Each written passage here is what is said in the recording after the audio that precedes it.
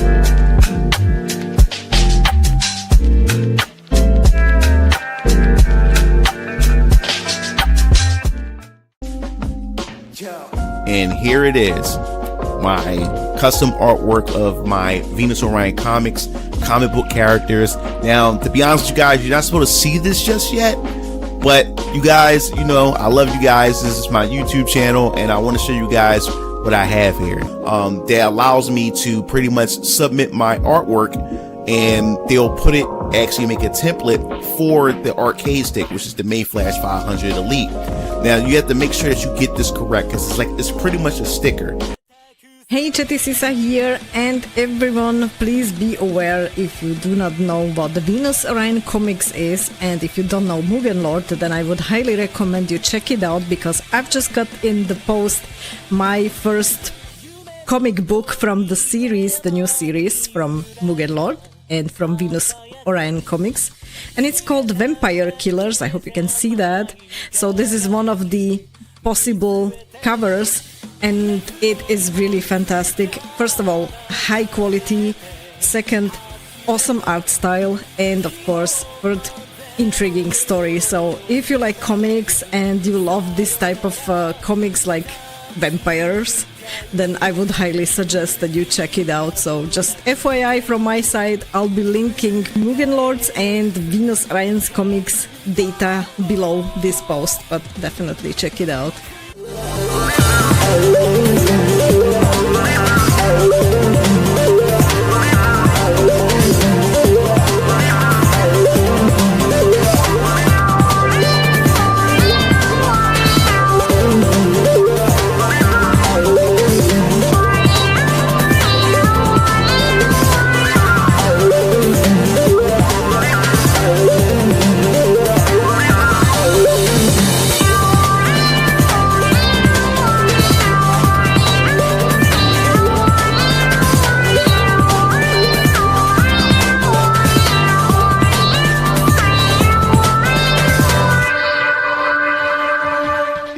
wait to tell you that I've got the very first graded comic in the world of vampire killers. And in all seriousness, I really love the comic. But you could have used a silver Sharpie.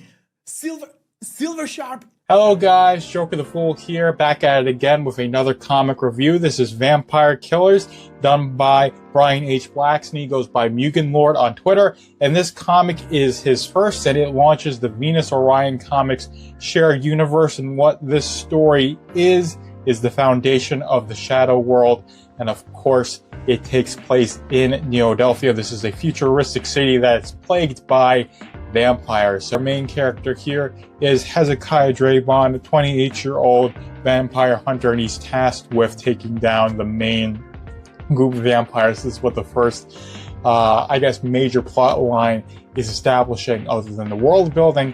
Goes and tries to save this woman named Jasmine. And I think the stuff here is interesting.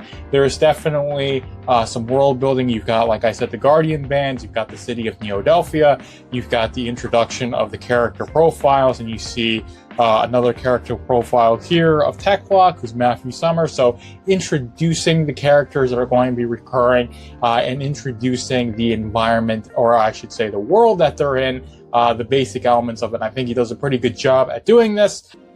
Who is the rooftop watcher? What did Jasmine know that made her a target? And how far does this mystery really go? Drop your theories below. Let's unravel it. Together.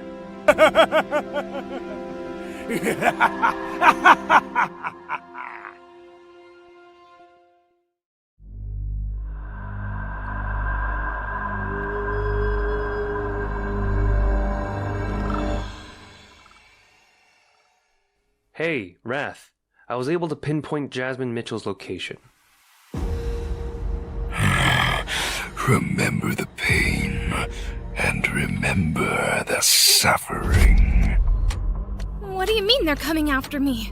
I don't get it. How did they find out?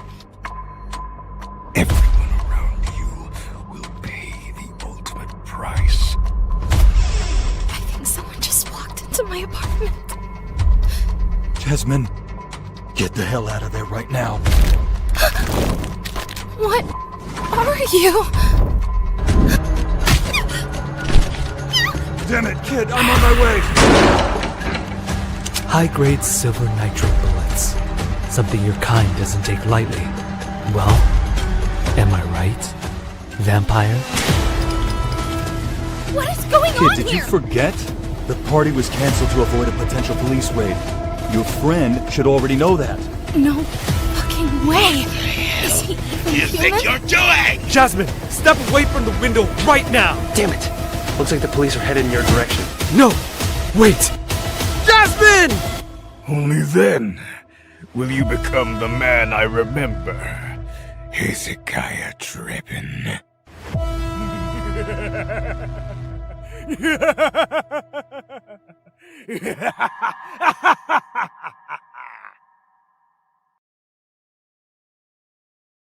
What is Varian Keller's Vampire Killers? The first comic in the Venus Orion Comics universe takes us to Neodelphia, a dystopian city under constant surveillance by the Guardian Protocol. Beneath the surface, a hidden war brews between three deadly factions: Echelon, the Church of Elohim, and the vampire society known as the Obscurum Order.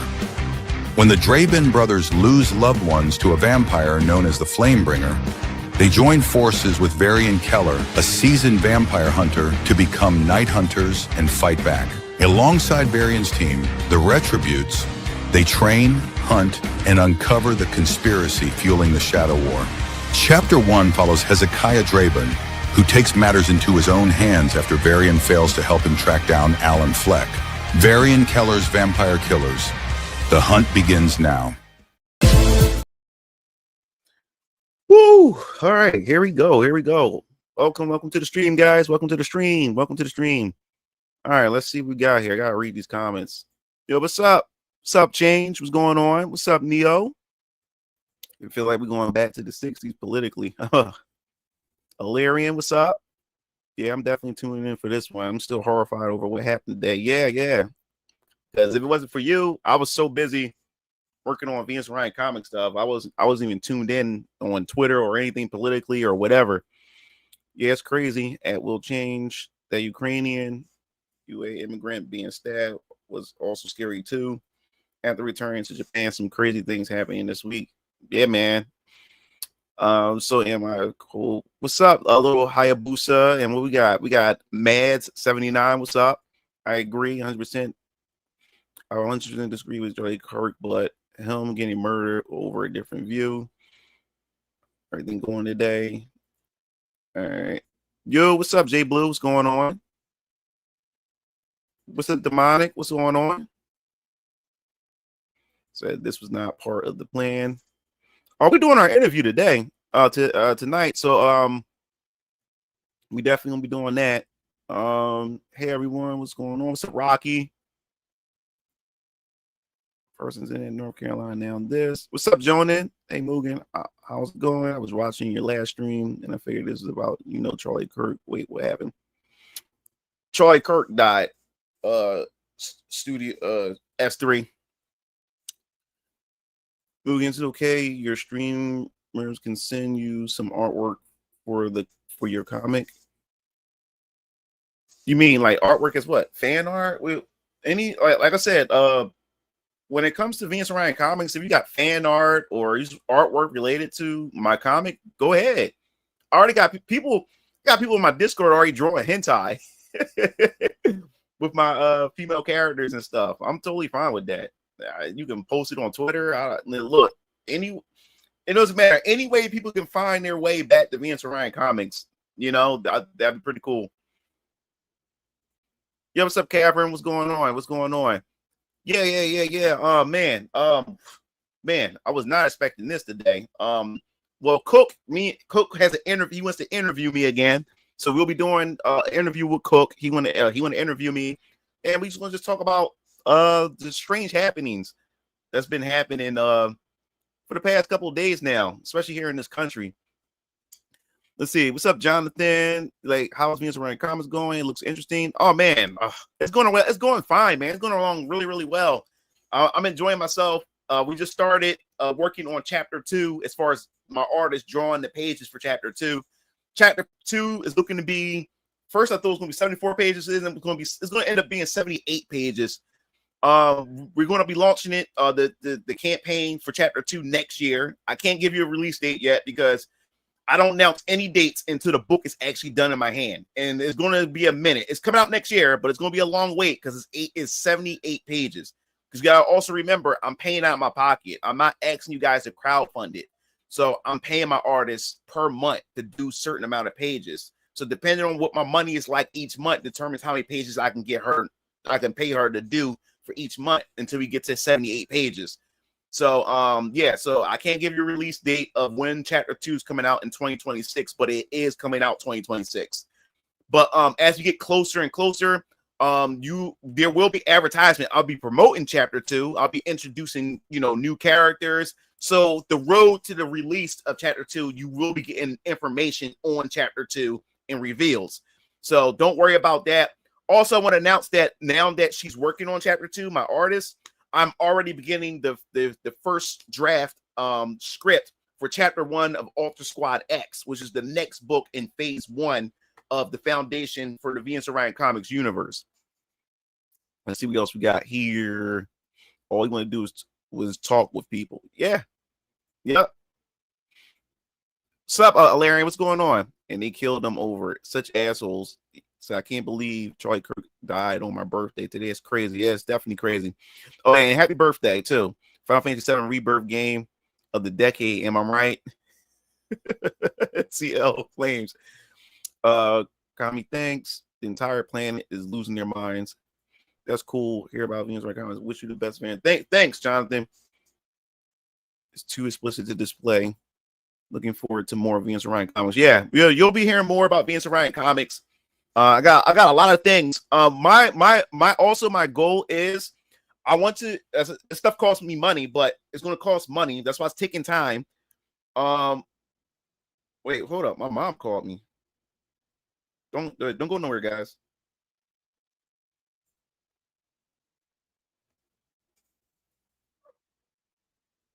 Hold up, guys. Hey, what's up? None. I'm live streaming. I'll give you the link. No, I'll give you the link to it. Where? Oh, matter of fact, just go to my channel. You it's there. Just go to my channel, Mugen Lord. Yeah, my YouTube channel. Yeah. You okay? All right. I'm out.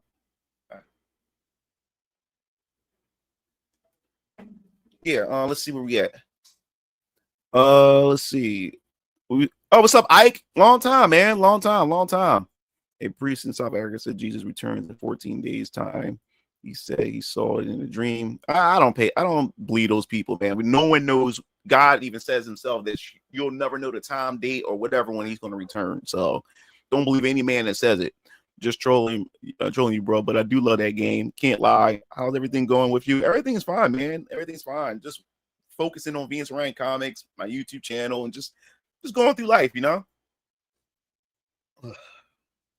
Yeah, he was taking a question about trans shooter who shot at the church and then he got shot. It said, Lord, I love for you to do another Smash Bros. Ultimate live stream again someday. Oh no, that I was talking to. I was talking to somebody where I was talking about that. I'm planning on doing a Smash Brothers live stream like this year. Like we're not going to go into 2026 without a Super Smash Bros. Ultimate live stream. There will be an Ultimate live stream. First I got to open my Nintendo Switch 2 first. And then transfer everything. I haven't even touched and did that yet. He said I don't believe him, but if Jesus does return for it, that would be amazing. And then 14 days, if it was 14 days, that'll be Project Bluebeam, if anything. What's up, Baka? What's going on? So what I was about to say. Yeah. So this is what I wanted to say about before we get into all the other stuff. My goal for Venus Ryan Comics, I want to be able to build so much material and stuff. I wanted to do like how Nintendo does a Nintendo Direct and how Sony does a Sony State of Play. At some point, I want to have enough material to do like a Venus Orion Comics Direct to like put out just introduce new information. What series that I have in the works and stuff like that. I want to do a whole thing like that, a Venus Ryan Comics Direct. I think that would be pretty awesome, but that's going to take time because I need a lot of material and it's cost money. So that's something I do want to do. What's up, Doom Blake? Any Marvel 4 news? Leaks, GTA 6 engineer developing flooding and hurricanes in game for weather during GTA 6 gameplay. I haven't kept up with GTA 6. Don't really care for GTA. Not that I know of as far as Marvel vs. Capcom 4 is concerned. No leaks or any new information right now. On the talk of the town right now, as far as Marvel is concerned, will be Marvel Rivals and the Marvel Tokon Fighting Souls. That's created and developed by Arc System Works themselves.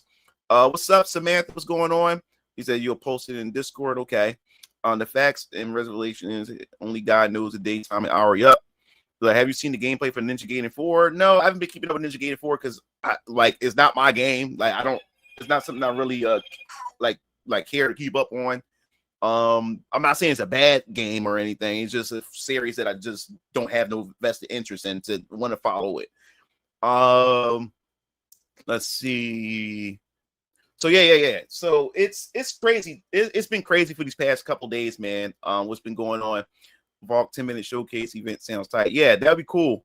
But yeah, it's been a crazy for the past couple of days. Like we just started this week. We on Wednesday, and it's been so much things going on, man. This world is on fire. This world is just going crazy right now. As I said, even on Twitter, I left a post, on Twitter before I got on the stream saying how, this whole Charlie Kirk situation. I didn't even see this coming. Like my boy Code J.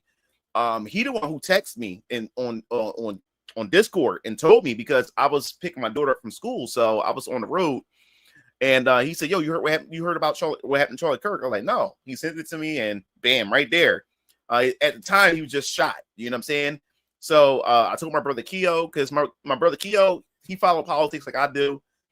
We all try to stay politically informed. Oh, what's up, Derby? Yeah, Derby. That was crazy. Like, that was crazy what just happened. We got to talk about that, too. But, yeah, so, I'm just like, okay, I get home and and it's just crazy. It was all over Twitter, man. And now it's just so many different people and recordings and angles of how this man got shot in his neck. And it's you know, when you watch movies, it's one thing when you see somebody shot in a movie. It's entertainment. But it's so unreal when you see somebody actually get shot in person or get murdered in person.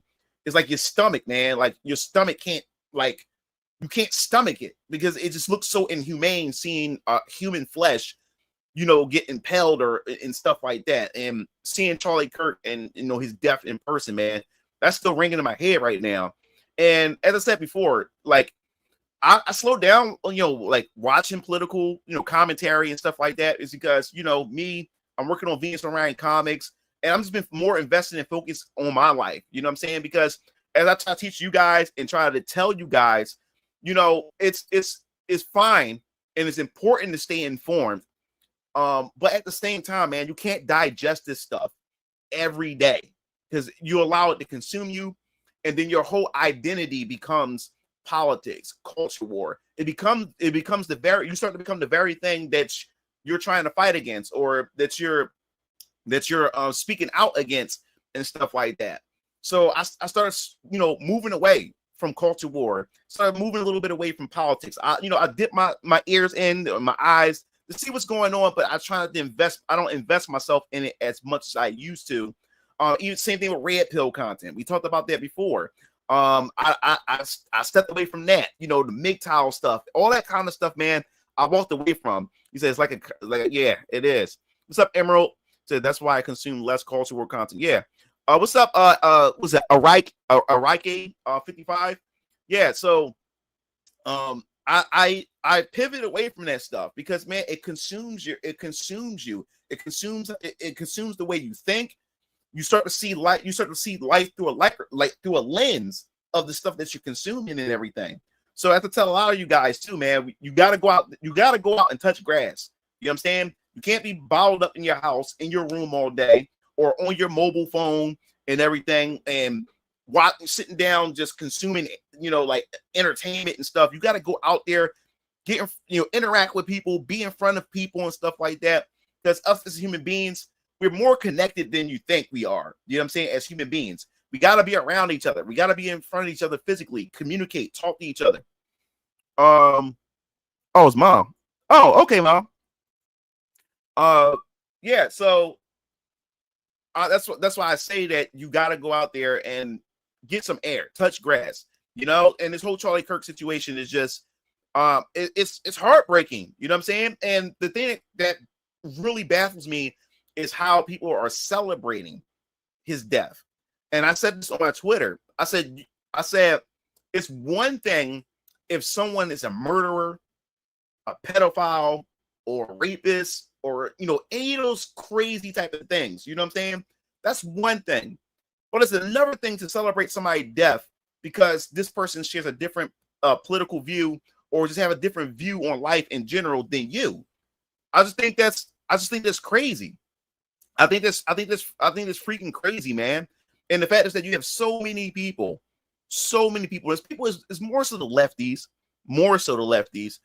the usual suspects and stuff like that, that's celebrating this. And the more and more I see people celebrating, I see the gifts and stuff. It's just really the gifts that people are putting with the birthday cake, the celebration, and people, you know, cheering and stuff like that. It just makes me more and more like angry at the world and how disgusting the world is in general, man. Because you have to be an evil person to, like, you know, laugh at something like this. You know, this person was married. He has a wife and he has 2 children. And he's a father. You know what I'm saying? A wife and children has just lost a husband and a father. You know what I'm saying? And here you are, y'all celebrating this man's death. And I just find it kind of crazy how you can just do that simply because you don't like what this person says. Now, the thing is, there's some things that I agree with Charlie Kirk on some things, but there's also things that I don't agree with when it comes to his views on certain things and stuff. But I don't go around sit there and hate the man because there's some things that I disagree with when it comes to him. And what does this set up? You know what I'm saying? Like, what kind of precedence does this set up where now this was done live? People witness this. So what does this encourages more people to go out and to do this type of things and go after people who they disagree with when it comes to politics and belief systems and stuff like that. This is going to encourage people. You know what I'm saying? So you have to be careful now where you go and how you carry yourself, because now you can't have a political opinion or a social opinion without somebody trying to kill you. You know what I'm saying? It's, if you disagree, debate the person, you know, make them defend their beliefs rather than trying to get physical and violent with somebody. You know what I'm saying? And to me, the ones that are responsible for this, in my personal opinion, is the media. The mainstream media is responsible for this. We seen what happened with Gamergate. We seen what happened and how the media spread false narratives. The media is dangerous because what the media did was it fearmongered. What the media did was tell the left and people that Trump, Charlie Kirk, you know, and many other people within this, the right-leaning stratosphere, telling people that they're going to strip your rights away, that democracy is in danger. You know what I'm saying? That, you know, the LGBTQ is, rights are going to be stripped away. People of color are going to be dying left and right. The media did this, and the media keep telling you that white supremacy is alive and well, and it's causing this and it's causing that, and it's putting people in a tizzy. You know what I'm saying? And people are getting scared, and people are feeding into this. You know what I'm saying? So what the media does, it paints a target on these individuals, and then you're going to have one crazy individual out there who's going to go out there and act on that fear. But the media knows what they're doing. The media knows what they're doing when it comes to this. And the thing is, there's so many times they painted Charlie Kirk as his fascist and almost on some Hitler level. They did it on purpose. They guided these crazy people towards him. And in my personal opinion, man, there's got to be some retribution. There got to be some arrests going on. It's time for some arrests. People need to start getting locked up. You know what I'm saying? And what also makes this situation worse, and you may not agree with me, I believe this is all a psyop. Charlie, in psyops, people do die in psyops. They trying to call something. Something is coming. Something is coming, and it's about to shatter. It's about to shatter everyone's belief. It's something. A reckoning is about to come, and right now they need people distracted. And to me, in my personal opinion, two psyops just happened: Charlie Kirk's death and the Ukrainian girl who was just murdered not too long ago. Not too long ago.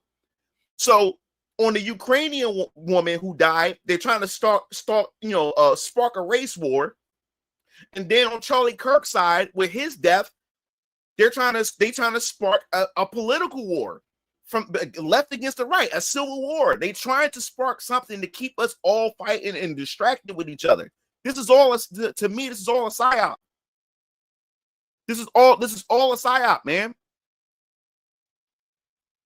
So let me see. 1 second, guys. Let me catch up. So I'm already felt on the fence about if I could leave to Japan or something to get away from American sensibilities for a while, but it reinforces this decision. But you also got to be careful. Like right now, Japan is getting upset right now. Japan, when it comes to immigration right now, they are like you have a political party who's cracking down on immigration because there's with illegal immigration and immigration in general. Japan is starting to become dangerous because of the constant pouring in of migrants and stuff. You know what I'm saying? And like if anybody didn't learn anything, Europe is the place that's really getting destroyed. If you look at Britain, you look at France, you look at all these European countries, they've been invaded with migrants, and it changed the whole landscape of Europe. And why aren't we paying attention to this? And now America is dealing with the same thing. You know what I'm saying? And we trying to fight against this. And people who's trying to go to Japan, I want to go to Japan, but this whole migrant situation is going to make it harder for people who want to go visit Japan, because now Japan is starting to have resentment towards, Americans and just tourists and just migrants in general because of what is becoming right now. And in my personal opinion, I don't think it's a good idea to go over there right now. In my personal opinion, because it's going to start getting more and more. It's going to start getting more and more crazy. The corruption was in danger. They called that democracy. I said I don't like either party, but I hate Democrats the most because they manipulate and fearmonger. But yeah, all like both sides aren't perfect. But right now, the left is so far to the left that it makes the right looks like the holy grail at this point. You know what I'm saying? So it's like you have to pick like if you was to choose, you would choose to go more on the right because of how far the left has went. So they're trying to skinny dude in his 20s because he didn't like what he has to say. And he said the shot was from so far away you heard 2 gunshots and an echo sound. Yeah, this is what I'm saying. This is all side. Like when it comes to, because the guy who shot Charlie Kirk, this is an old dude. I'm on my, this is old geezer. But then you look at the picture, it contradicts the video footage of this dude. So to me, in my personal opinion, I like Charlie, like I said, when it comes to psyops, people can die in psyops. So yes, in my personal opinion, I think this is a psyop, man. What's up, Jetstream? I warned you all for this exactly how long ago now, Brian? A year? Yep. Japan is collapsing right now. Charlie was in South Korea just last week, made a video on how safe it is there, comes back and dies. Yeah, just like the Ukrainian chick. She's a refugee. She survived the Russia and Ukraine shit just to come here and get killed. Like, that's crazy. Wants immigrants to lose the right to own land in Japan and leaving, by the way. This isn't part due to the fact that Chinese immigrants are buying a lot of land in China. Yeah, there was a video of a little Chinese boy laughing. He looked about 8 years old, saying that they're going to take over Japan. And he was saying it to Japanese people as he was walking by with his parents. And I said, where did he learn this from? Somebody had posted it on Twitter.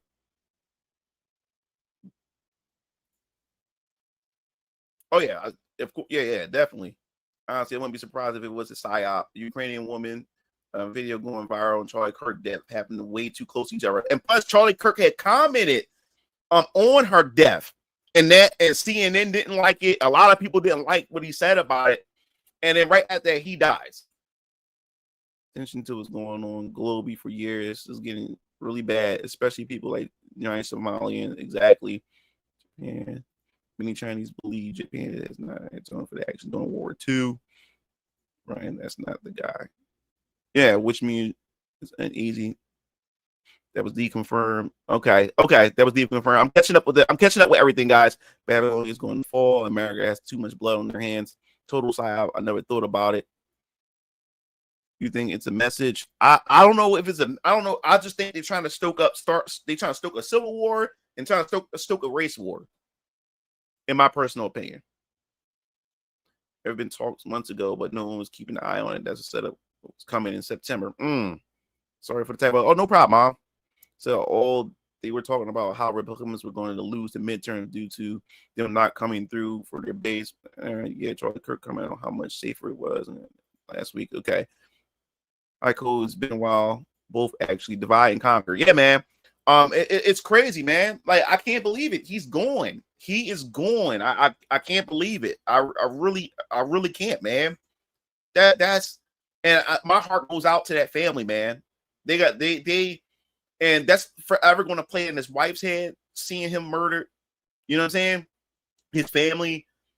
That's just messed up, man. It's about time something needs to be done, man. Something has to be done. We need law and order, dog. We really do. We got to start cracking down on this because people are getting more and more. Like I said, this could possibly be a psyop, that this is all planned. You know what I'm saying? And because it's all planned, you know, it's much harder to try to trace it, track it down, and eliminate it. You know what I'm saying? But if it's not a psyop and this is just a crazy person that just want to go out and do this, man, like, we need law and order. It's time to start arresting people. You know, and then the Ukrainian chick, the guy who killed her, the dude who murdered her, he was let out 14 times. And then we find out that the judges who were responsible for letting this man out don't even have any law degrees or something like that. It's crazy. So it's time for people. It's time to start locking people up. Politicians need to start getting locked up. We need to start doing something, man. Some people need to be people at higher up need to start being held accountable. We already have laws. We just we just need district attorneys to prosecute. Yeah. Repeat. They appointed judge without degrees now. They appointed these. And what makes it worse is these are most of these judges that they appointed that let this man go were black women. So you already know that's what I'm saying. Like this whole race war thing. The first, like I said, the whole race war thing. The guy who killed the Ukrainian chick was a black dude, and the media didn't cover it because we got to understand the media plays a hand in this. The media are playing narratives, and the reason why the media didn't cover it until there was outcry and they were forced, their hands were forced, is because you have two situations going on with this Ukrainian woman getting murdered. You have two situations. You have a crazy dynamic. For starters, remember, they were proponents of protecting Ukraine. We stand by Ukraine, this, that, and the third, right? And then you know how the media and the left push, we need to bring in refugees. We need to bring in immigrants and things like that and protect immigrants. So you got a crazy situation here where you have a black man murdered a Ukrainian migrant, a refugee, and of course, the murderer was a black man. And like I said, when it comes to these narratives and the oppression Olympics, people of color or is a protective minority. You get what I'm saying? So now, how they always push the narrative, white supremacy, oppression against people of color, this, that, and the third. So now you got a situation to where you have a black man who killed a immigrant, a refugee. You know what I'm saying? So he killed her. And then on top of that, she's white. So now it destroys their whole narrative about oppression, white supremacy. You know what I'm saying? So now you got this black person or this black man is supposed to be a protected minority, but then you have a migrant here, a refugee, another narrative that the left and the media has been pushing that we should protect and stuff like that. So how can they spin this? And she was a legal migrant too. In order to change the world, you have to get your hands a little dirty. We need to stop with the understanding of mental health and leniency. Yo, what's up, Captain Brett? You see it. I see it. Yup. Yeah, they appointed judge. Yup. Let me see. This is why I hate them. Now I gotta watch my back because they pull strings to paint us like psychos, and niggas still think idiotic Republicans are smart enough to cause invisible war. And it said the left says black people have the right for violence. Yeah, so you have a crazy situation. You have a crazy situation here. You have a black man who killed a white woman, and since he's black, he's part of this protected minority group that the narrative that the media keep pushing. But then at the same time, you have a Ukrainian refugee who the narrative they've been pushing is that we need to go out and support Ukraine no matter what, this, that, and the third. And look at the situation now. This is why they didn't want to report it, because it's their whole narrative. It's a clusterfuck. How can they spin it? You know what I'm saying? But then they found some way to blame it on the right when they were forced to talk about it. You know what I'm saying? The media, it's time to start arresting niggas. It's time to. We got to start arresting niggas. We got to, man. It's yeah. So this is what we're going through, and this is the problem. This is the problem right now.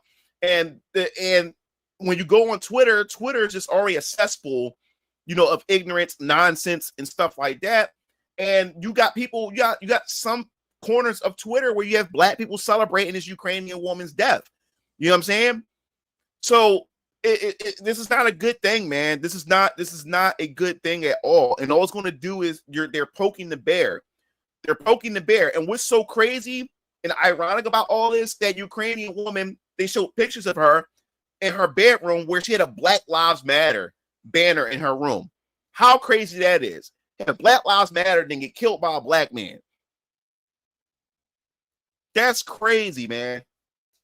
That's crazy. So as I said before, man, they're trying to stoke something. They're trying to poke the bear, and it's gonna get to the point where we already got the terminology black fatigue.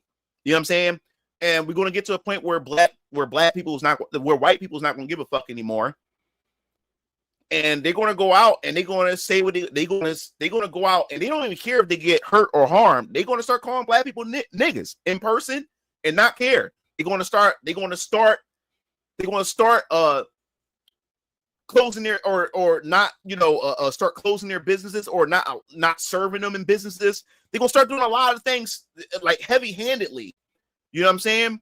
And guess who's gonna suffer for it? People like me, black people like me is gonna suffer for it. Black people be like me is going to suffer for this. You know what I'm saying? So all I'm saying is watch yourself, protect yourself. You know what I'm saying? And keep your eyes open, because I don't think this is it, man. I really don't think this is it. I think there's something else is coming, and we gotta get ready for it. Keep your eyes open. Another false flag. We're gonna have false flags, and we're gonna have psyops. They're on the way. They're coming, man. They're fucking coming. All right, oh man. For some reason, the chats just was moving so fast. I didn't even know. So the judge who released that dude also had possible conflict of interest, as she is the co-owner of a recovery center. She said the fact that a Ukrainian immigrant was killed in America after escaping war shows how violent America is. Yeah, it's crazy. Things are crazy. Crazy now. Imagine how worse it's going to get when it's doomsday, hit judgment day. That will be scary. America is just unsafe as a third world country in some cities. And it was a Black Lives Matter supporter. I told my mother what happened to Charlie Kirk. She pissed as fuck. Salute. What's good, Moolor? What's up, the ghost? What's going on? I don't call them Democrats. I call them demi rats. Wow, man. Yo, what's up? What's up, Blaze? Yo, bot black fatigue, ghetto fatigue. Hood or ghetto fatigue is real. Black fatigue is a racist thing. I can go with that. So I live in Texas. Damn, the chat is moving. Hold up. I'm telling you. In Texas, they're doing this right now. The ones nowadays who take the media at word, in my opinion, are most boomers or people who already got a vested interest since they want a piece of the money going around via our tax, USAID. So this is a start only. I hate the term black fatigue because it's too broad and it's an umbrella. I can agree with that, Emerald. I can agree with that. As a black person myself, we go through a lot enough as it is. That's what I'm saying. Like it's not to be a victim, but like as being black, it's still we have our own struggles, and then we self-sabotage ourselves to add more on top of that. You know what I'm saying? Is that right? A lot of upstanding black people are about to catch some strays over this martial law. I really hope a black person didn't kill Charlie, man. That's why I was saying it to my brother. I was saying to my brother, I said, yo, if a black person killed Charlie, oh man. But we don't know. They said they caught the suspect, but I don't know if that's true or not. I don't know if that's the right person or not. But if a black person killed Charlie, it's over. It's over, bro. It's actually stupidity. I have stupidity fatigue. I don't hate ghetto freaks. Crazy as hell out here, and yet most of the perps are the same ones virtual signaling at every chance. Yeah, Democrats throw it up. Not copyright. Yo, Blaze. Charlie Kirk was too big of a prominent for Trump gaining as many supporters from our young generation as he did during the elections. So they took him out. Said, look, I can't speak for all white people, but I am white, and speaking for myself, I do not blame you for another black person being a piece of shit. Yeah, that's how we supposed to be. Like I've seen some fucked up shit that white people done, but I don't blame every white person for that. And I've seen some shit that black people done, and I don't look at my people and blame all of them for that. You know, but people are like, we are tribes. You know, people go in their set tribes and stuff like that, and people generalize and put people in groups and stuff, you know. Congratulations on how far you come with your comic series, Mugen Lord. Thanks, man.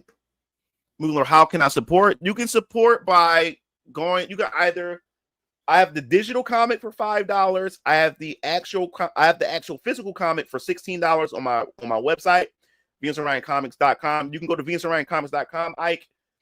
Or you can go to you can support me on Patreon as well at patreon.com/VinceOrionComics. Vince Ryan Comics. You can support me on Patreon, Ike.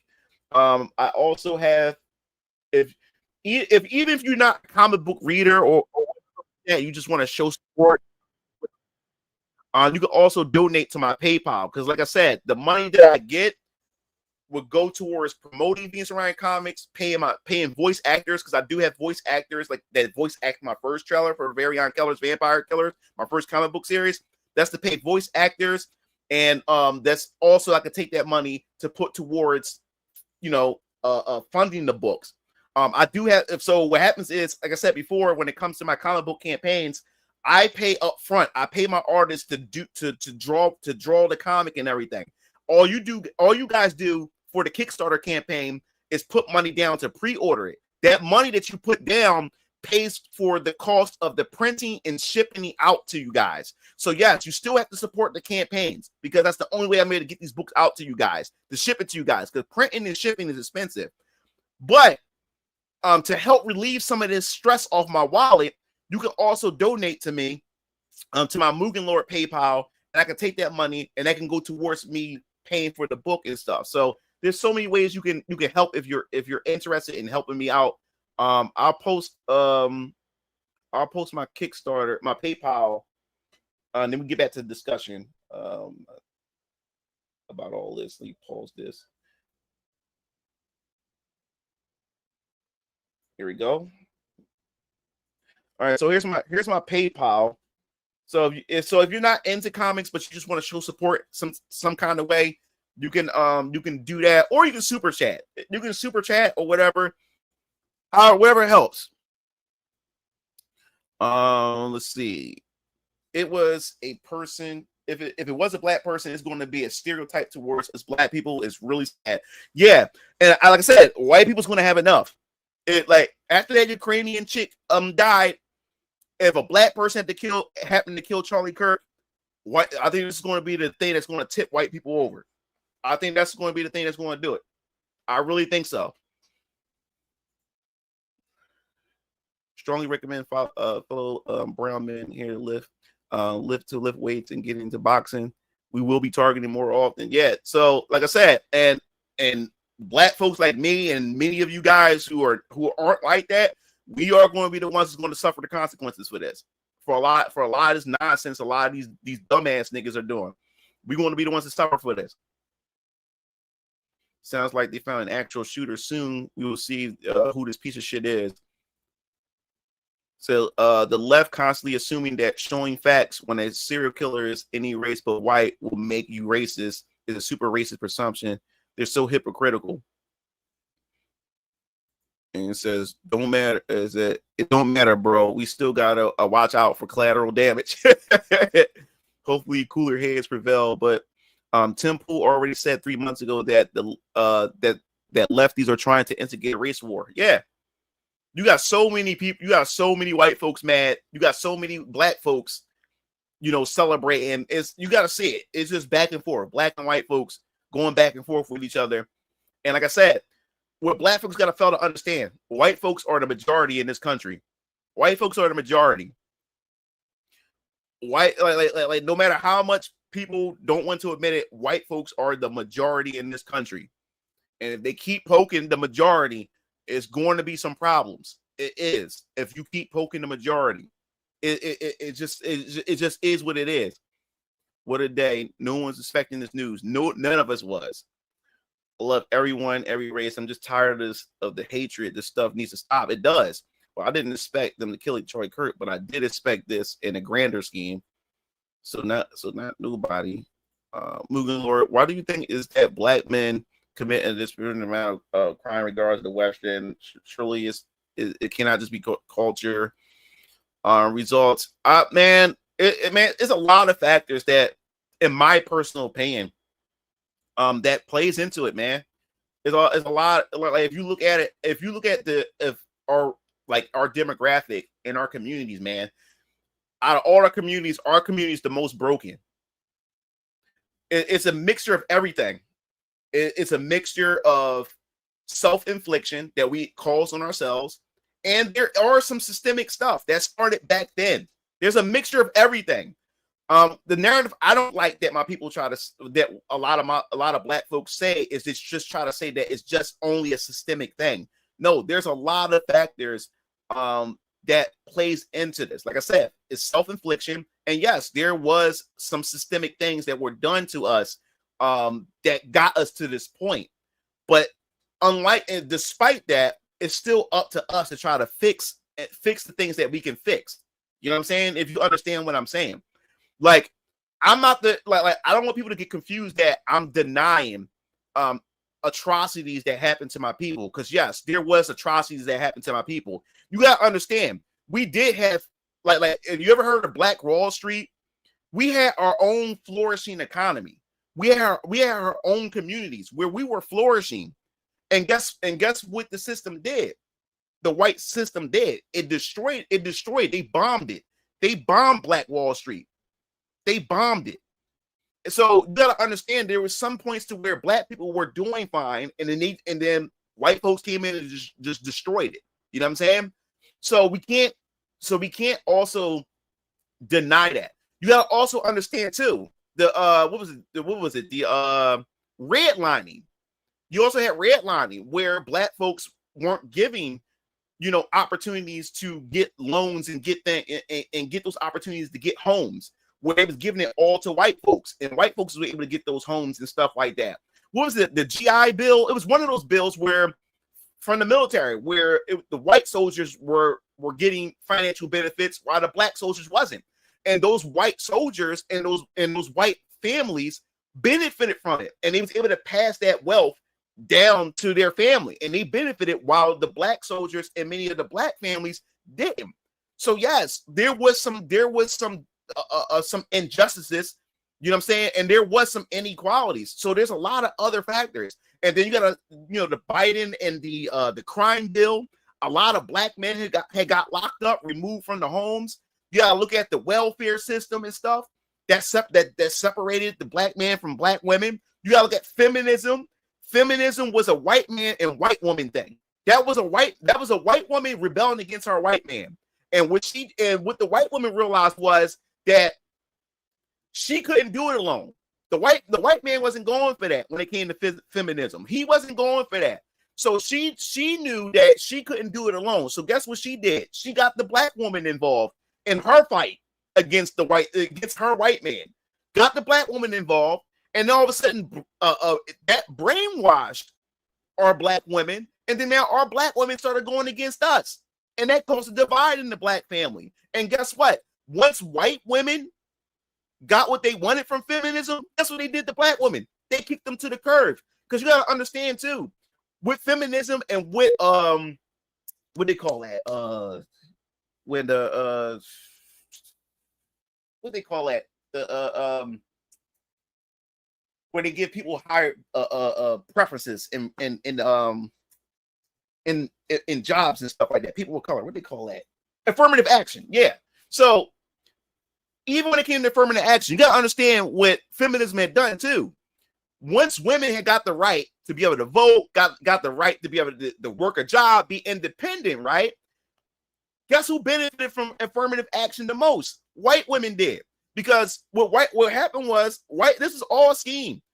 The white women used black women for their movement, because the civil rights movement was really really strong and stuff like that. They used the black woman, put her on board to try to make like, yo, we in this together. Then once white women was able to get some leverage on white men, they kicked the black woman to the side. And then once women got the rights and stuff, white women had been classified as minorities. So now that women are considered minorities, and guess who now they able to get that affirmative action. So white women had received and benefited from affirmative action more than black women did. So so you got to understand all the things that Black people had to go through and suffer through as well. So I acknowledge those things, but it still doesn't justify, being racist towards white people, especially white people who never done anything. And it still doesn't justify the violence, the crime, and the murder and stuff as well. So yes, there's a lot of things that is a mixture. It's not just, white supremacy. There's a lot of other things that is why my people are getting the hit the way they're getting hit and doing the things that they're doing and stuff. You know what I'm saying? The majority of Americans just want to live comfortable, enjoy life. Our red area, different cases. Definitely when Jerry in this speech talking about black on black crime, it's ironic the side champion more gun control appears to resort to gun violence when they can't win debates. Yeah. And for any of you here to have white girlfriend wives, you'll be target number one. Get to the gym and practice boxing now. White people already went and built an entire neighborhood just to escape Black people, saying that Black culture is dangerous, even though it's true. Yeah, people do terrible things and play victim. I find it funny. Democrats break down the family and poverty. Black communities and illusion is really the ghetto community. I never heard of this. Please tell me more about. They bombed it. Yeah, they literally bombed it. It's called Black Wall Street. Black Wall Street was a community by Black people. Look it up. It's called Black Wall Street. They were making so much. They were so prosperous that the Black money would circulate first before it goes out of the community. It was almost, the Black Wall Street was so powerful that it was almost like a little nation to itself. They bombed it. And they bombed it. Said evil shit happens to us in America. It's turned us into niggas, and now niggas are the worst. I guess you so America. Don't forget, help destroy the Black community. Yup. Systematic factors play a part, but many Black people just had bad role models. They don't, yeah. So yeah, so like I said before, a lot of people try to still disregard systematic like oppression and stuff. No, we had systematic things in place. You know what I'm saying? But there's still no excuse to not go out and achieve things. You know what I'm saying? There's still no excuse for it. But yes, there was systematic things that happened. You know what I'm saying? And it still has a ripple effect to this day. You have to like people also got to understand. My father great grandmother was a freed slave. I never met my great grandmother, but my dad used to tell me stories of his great grandmother, and she was bedridden. And she used to bedridden upstairs. And my dad used to tell me that that my great grandmother used to take care of her and everything. And she was a free slave. Don't you understand how it's not that far ago in a sense? You know what I'm saying? That my dad was a little kid when his great grandmother was a free slave. You know what I'm saying? Like, that's crazy. So there's still some ripple effects of that shit. It really is. But it's still no excuse for my people to go out and run rampant like that. Similar to Iraq culture, I feel like it's been dismantled by the white folks. Yeah, I mean, yes, it's little happened during anything sad but true. Facts movement. We talking about, Landon. We talking about Charlie Kirk. Feminism destroyed the Black. Yeah. So and I think that's the thing that pisses me off is that I understand like people don't want to acknowledge that there's a lot at play here. When it comes to when it comes to this, like when it comes to Black people in our culture, we are the most mimicked. Everybody wants to mimic Black people. Everybody wants to mimic Black people, but don't want to be Black people. Look at the music. Look at everything. Everybody wants to mimic like the Black aesthetic when it comes to things. You know what I'm saying? There's something about Black people and Black culture that people gravitate towards. Yes, there is some negativity towards it. But it's something about Black people that people from all over the world gravitates towards. We are the most studied race. Like we're always under a microscope. When it comes to a lot of things that goes on in the world and stuff like that. Look at the Tuskegee the Tuskegee experiment. Look at the experiments. Look at the experiments that was done to us, and that's why when it comes to big pharma, when it comes to medical, Black folks don't trust big pharma. A lot of black folks don't. That's why a lot of black men, especially black men, that's why a lot of us end up getting sick and dying, because we don't check our health, because we don't trust the doctors, because we have a history. Black people have a history of being experimented on. But you also got to understand too, it's like the canary in the coal mine. What the elites does, they experiment on black folks first before they test it out on the world. So black folks, they use us. We're like the alpha test. Think of a video game. You got the alpha test, then you got the beta test, and then you got the full release. When it comes to black folks, our community was an alpha test. Think about the projects. It's called the project for a reason. Think about what the projects does and why the project is so dangerous. They call themselves helping black people who are unfortunate, who are poor and things like that. But think about the projects. When I live in Philly, the projects, me growing up, I never lived in the projects, but I had family members, friends who live in the projects. The projects is always removed from the neighborhood. It's always pushed on the outside of communities, and they always built the projects near the expressway. And then also all the windows and way the buildings are built, they're built facing inward, not outward. So you're only constantly seeing what's inside and not the outside. And it's isolated from everybody. And this is where you get all the violence, you get all the murder, you get all the deaths. That's why it's called the projects, people. So yes, the white system did this. They created the projects for black people. They stuff us all in there, and they just watch us kill each other. It's all made by design. So yes, there is some systemic things to this. So it's not just a bunch of black people just going around, just running rampant, just killing people just for the fuck of killing. No, there's a lot of things in place that got to this, you know? Yeah, that's crazy. Mugen Lord, are you said hold up. Damn, like, there's so many comments and keep pushing it up. Said Mugen Lord. These exact happen in every Western country at the same time. I do agree. Feminism is a huge part of the problem, has led to low birth rates problem, especially in the Asian community. So this is the thing. They dropped drugs in our community. That's what they did. They dropped crack in our communities. And you gotta understand, we were an alpha test. And what they didn't suspect when they put crack in our community, they didn't suspect that crack was going to affect the white community. Once crack and everything started affecting the white community, this is where they wanted to start saying, yo, we need to stop this. And then everybody wanted to start, that's when they started trying to put laws in place. But when it was fucking up the black community, it was just, oh, we just a bunch of niggas that don't know how to have self-control, and we just killing each other and stuff. But once the drugs, like I said, we were the alpha test. Once the drugs started leaving our communities, and once it started affecting the white folks, that's when everybody started giving a fuck. You gotta research this stuff. Look through this stuff. Look through it. Patriarchal systems at its best. Feminism was not black women's fight. Yep. Fun fact: white people was against slavery mainly from the North, but the South was with it, but not all. And I agree, not all white people are racist. Yeah, that's why I said, despite a lot of this stuff, I don't hate white people. Like my family, man. My family raised some white people too that live with us, that called my parents mom and dad.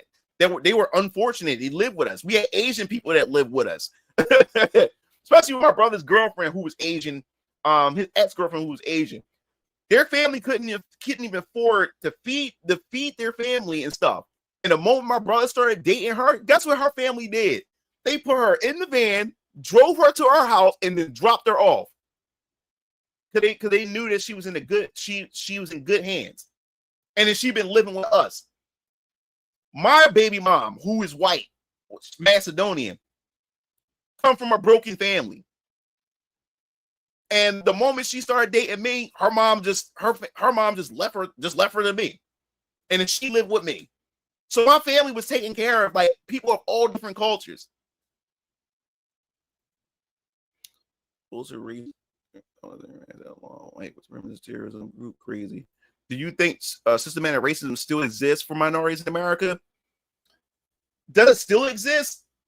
I think it exists, but doesn't exist at the extent that it does that it did a long time ago. Because there's so many ways for us as minorities to elevate. But yes, there's still some people in place that tries to stop people from progressing, black people from progressing, especially when it comes to Hollywood, especially when it comes to certain business fields and stuff like that, where they only want to allow but so much to come in, and they close the door or whatever like that. You know what I'm saying? So yes, it exists, but it's not to the extreme that that these black groups and the media tries to push. But yes, there's still some systemic things that still exist, against minorities, but it's not at the extreme like it was a long time ago. I will say that you as a black person today has it way better than your grandparents, your great grandparents, and your great grandparents. Hell, you even have it better than your parents. You know what I'm saying? So yes, it still exists because it's not a perfect country. We're way better off. Oh yeah, let's talk about. You remember about Rosewood? Let me tell you about Rosewood. It's a movie. If you're black or if you're even white, if you don't know what Rosewood is, Rosewood was another tragic tale of a black town who lived next door to a white town. Now the thing is, Rosewood, the black people from Rosewood would go over to the white town and work for the white people. They would wash their clothes. They would tend to their animals. They would even babysit. They were like babysitters to their children and stuff like that. So even the white children started seeing these black folks, these black women, as their mothers, because while these white folks were out doing their thing, they were taking care of the white kids. So what happened was, the sad part, the thing about it was, Rosewood was a prosperous black town. They were more financially successful than the white town, because that white town was like white trash. And when I say white trash, it was white trash, and they were very poor. But despite them being poor, they were still seeing themselves more superior to the black folks from Rosewood, and the black folks from Rosewood would work for these people. Now, what happened was, there was a white woman who was pretty much a whore. She was a whore of the town, in the white town. What happened was, she was cheating on this white woman was cheating on her husband with another white guy. And what happened was, the black nanny had saw the white woman having an affair. So what happened was, this is why I tell you why white women tears are so powerful. Still to this day, no matter what you say, white women are powerful. No matter what you say, they are the damsel in distress. The moment a white woman cried, the white man, the world, everything stops and freezes. Well, anyway, in Rosewood, the black nanny had saw the white woman whose house she was cleaning, saw her getting back shots. I mean, this dude was giving her crazy back shots. So what happened was, after the dude left, the white woman noticed that the black nanny had saw her. So then what happened was, the white woman came over, the neighbors and everything, get to talking and stuff. She walked outside. The white woman walked outside and started crying. So all the white men got up. What's going on? What's going on? She started crying. The black nanny said, "Oh shit, here we go." She said she was beaten, because she was also beaten because after the guy had fucked her,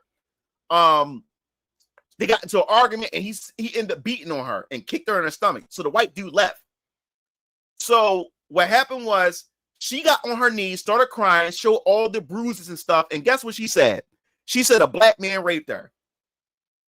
So she said a nigga did it. A nigga fucking raped me. He was huge. He was black, and this, that, and the third. So guess what happened? Those white folks were already jealous of the black folks at Rosewood.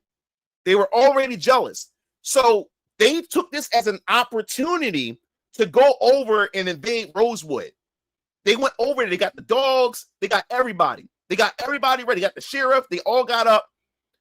And here's the crazy thing. The people secretly knew. People knew. The white women gossip in town. They knew she was a whore. And the men already had an inkling that she's lying. But because they hated it, because they were so jealous of the black folks at Rosewood, they wanted this opportunity to go over there and invade Rosewood. They wanted that opportunity. So they used that, went over there, and they burnt Rosewood to the ground. They murdered black women. They hung black men. They cut one of the black men's penises off. They did all kinds of stuff. They burnt Rosewood to the ground.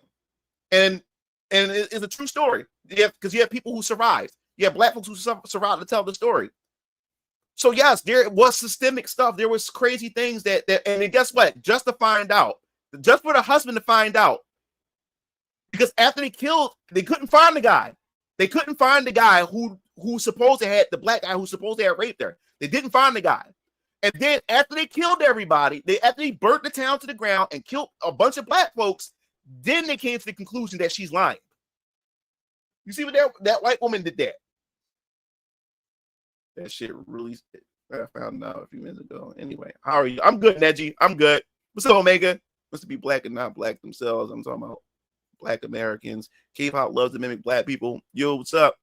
My USA source was warning me this Friday is going down. Stay inside Friday. Okay. Clothes black people have. Feminism's genuine curse to women. Yep, the comedian Paul Mooney said it best. You want the black people. I find it frankly dishonest that all the weight slavery, etc., get put on white people when other black people share. Yeah, that's what I'm saying. Like the thing about this is the dangerous thing. This is the dangerous thing about history. Those who control history controls the world. There's a lot of things about history that's still being lied to us. You know what I'm saying? The victor will always tell what it's called history. His story. The victor are always the ones who controls the narrative. There's a lot of things about slavery that we still would never know the truth. There's still things that's hidden about our history as far as America and even the world itself. You know what I'm saying? But yeah, not every white person owned slaves. No, not every white person. After that experiment to take the jab, yeah, nope. They test on Americans in general first. Name projects is in the name projects, not just that, Mugen Lord. When something goes wrong, we get sent to the firing squad first. Yup. Section 8, Planned Parenthood, the worst towards the black community. So about or sellouts, black people. We saw how people raped George Floyd and burned down half of the country. What would the other side do with Charlie Kirk? That's a good question. Like I said, it depends on who it depends. It depends. It really depends. Like who the actual killer is and stuff like that. Music and the black experience in inner cities, they're still built this way too. My cousin lives in the projects. Cash Patel announced they found who did it. Okay. Women are emotional creatures to solve the class and birth rate. We just need sitcom mothers having kids, black communities, all by design, and our music affects us too. Yeah.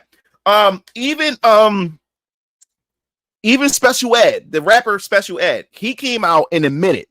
The worst thing that happened to the black community was NWA. Ice Cube, Dr. Dre. They were the thing. They were the ones. Because y'all remember what rap was like. Rap and hip hop was much more positive. It was about being cool, hanging out with the fellas, dancing with the ladies. You know what I'm saying? It was partying, having a good time. And back then, hip hop and rap was just celebrating being black.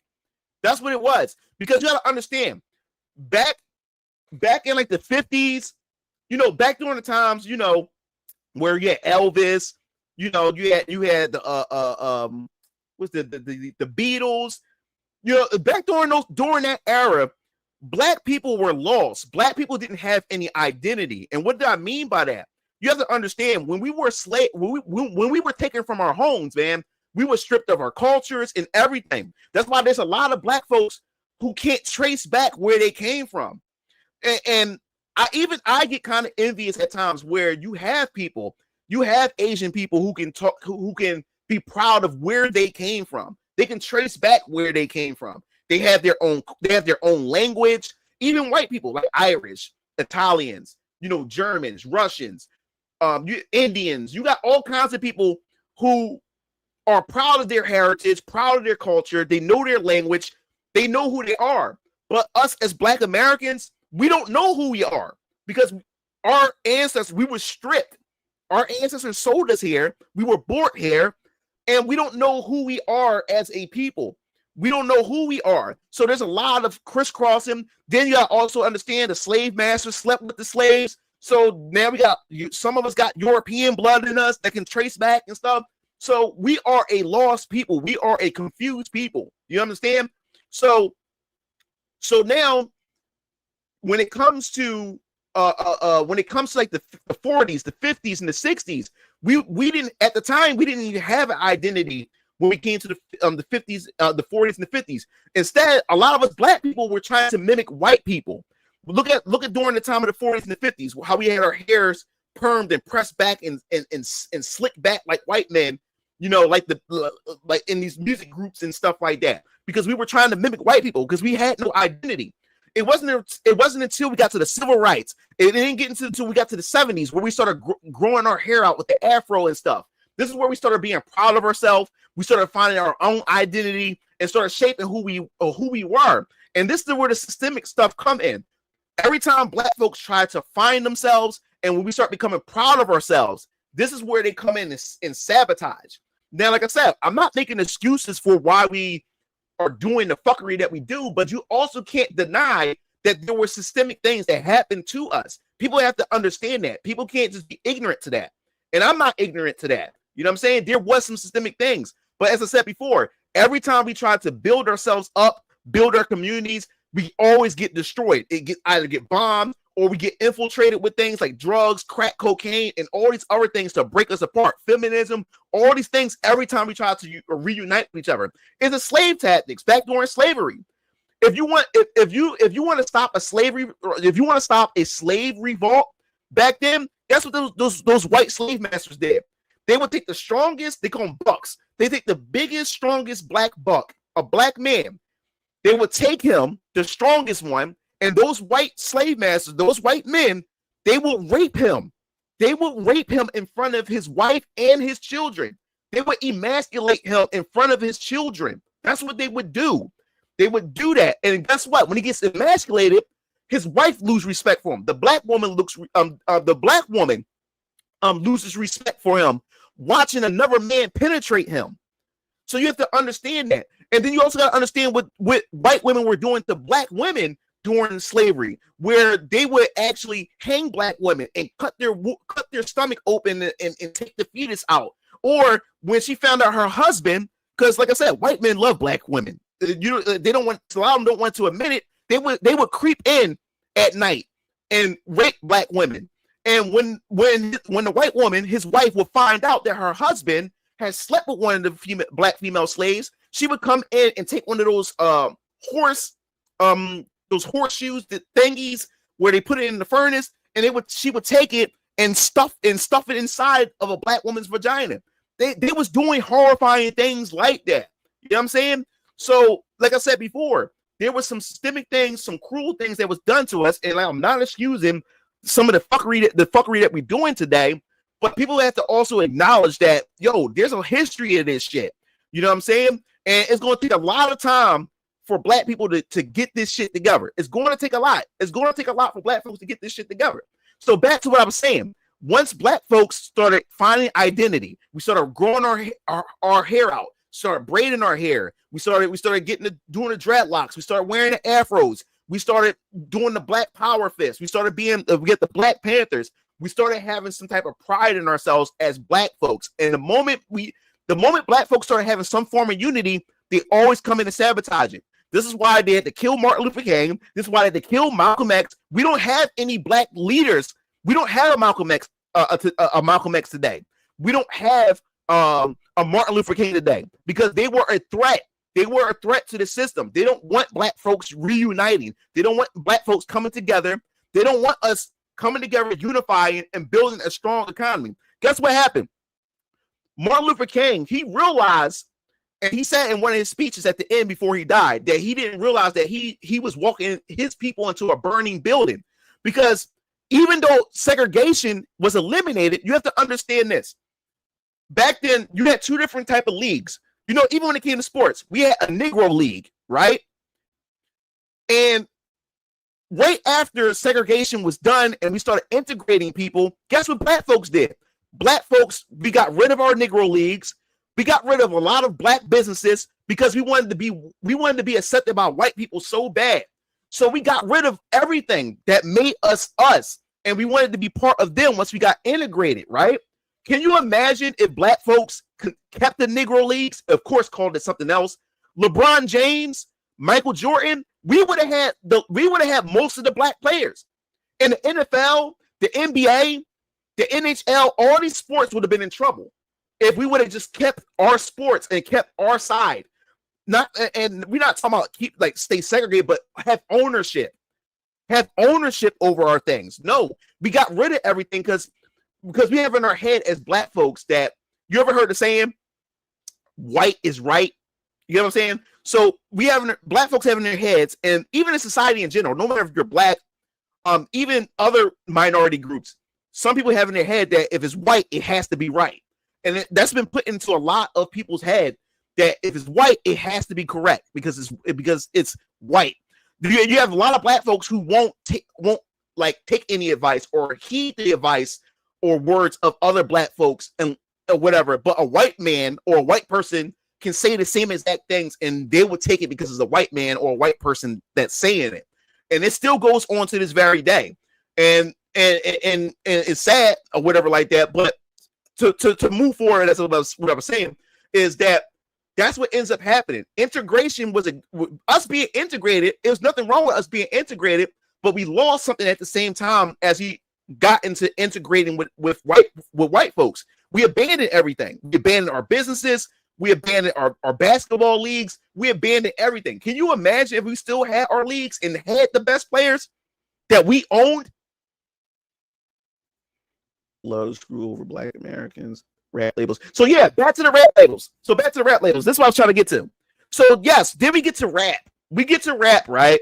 And rap, like I said, it was a positive thing. It's us expressing who we are as black people. You know what I'm saying? There was all kinds of different raps, especially in the 80s and stuff like that. And it was upbeat. You know, even when it came to the rhymes and the lyrics, they sounded, those black folks sounded educated. You know what I'm saying? And those songs as well even attracted a lot of white people and stuff. You know what I'm saying? So then you had the NWA, Ice Cube, Dr. Dre, Eazy-E. You had a lot of them. They introduced gangster rap. And that one song, Fuck the Police, it was a cultural phenomenon. It shook America. You know what I'm saying?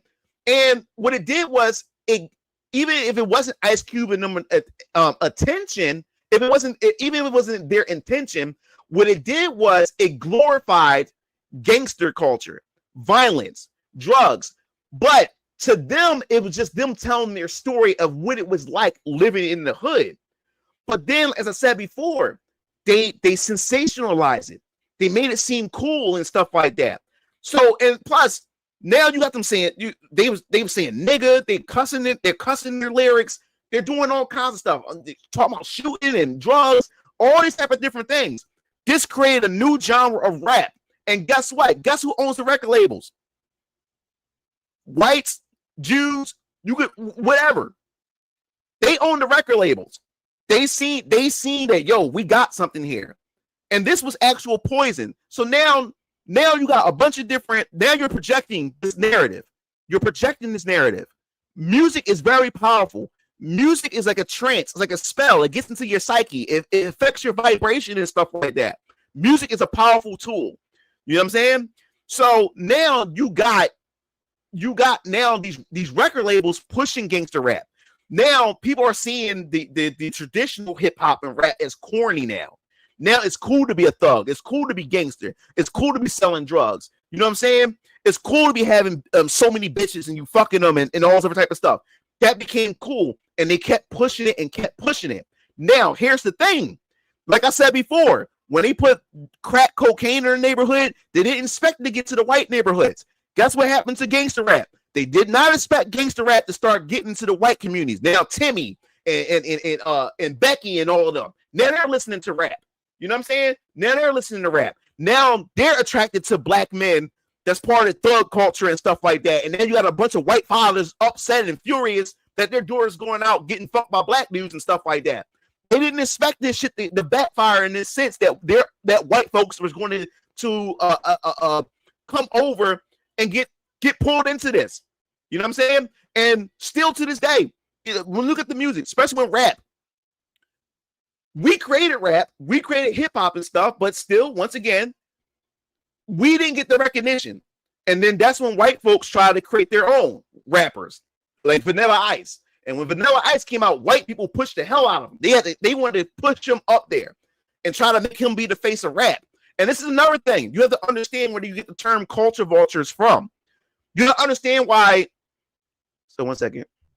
This why Americans will never be united, because we get abused and screwed over left and right. They want opportunities. I'm saying it's sad. Keeps last speaking as an American. Those parents must have thought you guys were running the daycare. I heard about the stuff, Hurricane Katrina. I know stuff. Yeah, man. So let me catch up. There's so many of you guys. I'm sorry, man. White people murdered a lot of black towns too. And the shooter's black. Stay on guard because shit is about to go down. Black Wall Street. Yeah. These are all the massacres that was done to black people and stuff. You know what I'm saying? Yeah, that's right. So black people just feeding black babies to alligators. Yup, feeding black babies to alligators. Yeah. Yep. You do have people like who need to hide identity, the evil shit. So I don't blame you. Dr. Umar Johnson is the closest thing. Man, fuck Umar Johnson, man. He's the worst shit that ever happened to the black community. That dude is a scam artist. We're gonna talk about that in a second, about these black folks that's taking advantage of black people and our struggles and stuff like that. We're gonna talk about that. Look, do not look up to Umar. Umar is a scam. Umar's a scam, and I don't trust Tariq either. Are you serious? Yeah, like yeah. So let me get back to what I was talking about. You got to understand why black people came up with the term culture vulture. You got to understand why black people get upset about cultural appropriation. I'm just telling you, like, where black people are coming from. You have to understand. If you look, there's a Japanese hip hop group, right, in Japan, right, where they do crip walk competition and stuff, right? They do crip walk competitions and everything like that. And this Japanese group get a lot of praise and stuff because they wear the crip and the Bloods type of stuff and everything. They get a lot of praise for it. Black people get frustrated is that the fact is that we black folks get called ignorant. Black folks get called criminals, right, and get called all these kind of things. But then you have a white person, or you may have Asian people or other people of other cultures that will mimic us, and they get celebrated for it, for doing the exact same thing that black people get called ghetto for. You get what I'm saying? So yes, black people get upset when they see other cultures mimic them, because black people don't get the credit for it, because other cultures start to put their stamp on it, like they were the ones who invented it. So they try to do the same thing with Vanilla Ice. Once Vanilla Ice, his fame was artificial. They try to push up the Vanilla Ice because, like I said, black folks, us, we created hip hop, we created rap. So white folks came in and tried to up push Vanilla Ice, and then they try to make him the face of rap, like they were the ones that invented this shit. So you got to understand why black people. You gotta understand why black people get mad and get upset. I know they go extreme with it when it comes to the cultural appropriation thing, but you gotta understand some of the sentiments that black people have when it comes to other people coming in trying to mimic them, because when other people mimic them, they get celebrated for it. Or, you know what I'm saying? Like when black women, like for instance, when black women twerk, you know, black women are called ghetto. They are called this, that, and the other. But when you see a white woman do it, you know, oh, she fine as shit, or da-da-da-da-da, and this, that, and the third. So a lot of black women, that's where a lot of black women start getting insecure. They start having inferior complex. They start to have all these type of different things. is because black folks, we get slandered for doing certain things, but then another culture mimic what we do, but then they get celebrated for it. You know what I'm saying? Look at K-pop. K-pop mimic a lot of black culture. You know what I'm saying? And to me, that's flattering. It's flattering. But as I said before, a lot of cultures get celebrated for the things that we get slandered for. Like people who aren't Cribs, well, I don't even get called a criminal, but I do get called white a lot. Okay, you're trying to say you created that? You said, oh God, you're trying to say, get used to getting clowned, twerking is trash. Yeah, calm down. No, like I said, even the most ghetto things. I'm not saying. I'm just saying. What I'm saying is a lot of things that we create, even if it's negative or positive. Even if it's negative or positive, this is what I'm saying. Even if it's negative or positive, the things that we do or create, other people mimic it, but black folks get the most criticism for it. That's all I'm saying. So don't twist my words up. That's all I'm saying. No matter if it's negative or positive, whatever we create, people mimic it. They mimic it, but they don't get that slander as much as black folks do. That's all I'm saying. So yeah, donations. But yeah, so to Dr. Umar Johnson, like I said, when it comes to Umar Johnson, this dude is a fraud. This dude is a fucking scam. Any black person that is still giving this nigga money, you deserve to get robbed. You deserve to get robbed at this point. And like you deserve to get robbed. You deserve it. Because this dude, like I said, I try to tell my people, like, yo, you got grifters out here.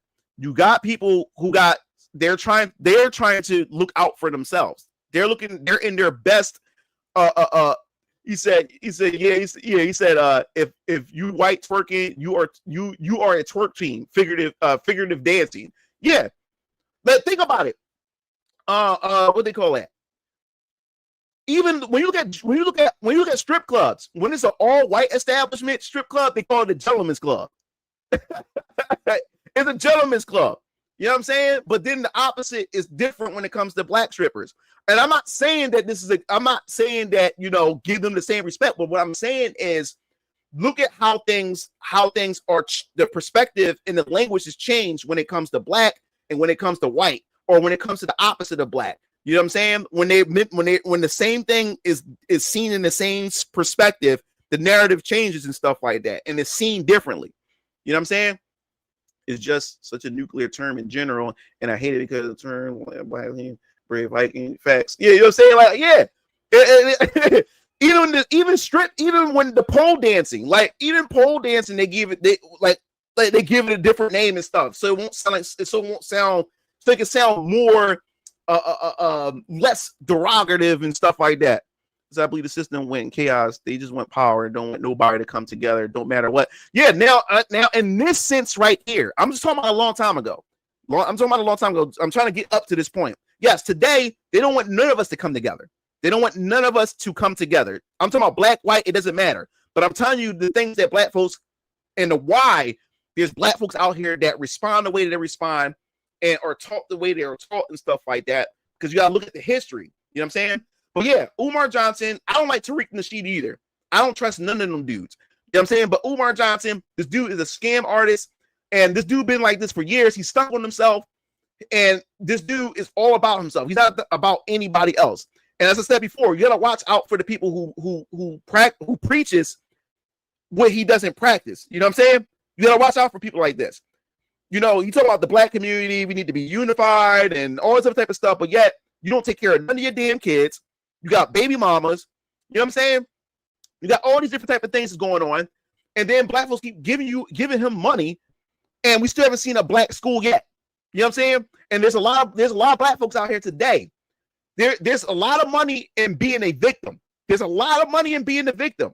There's a lot of money. It's an industry. Feminism would never go away.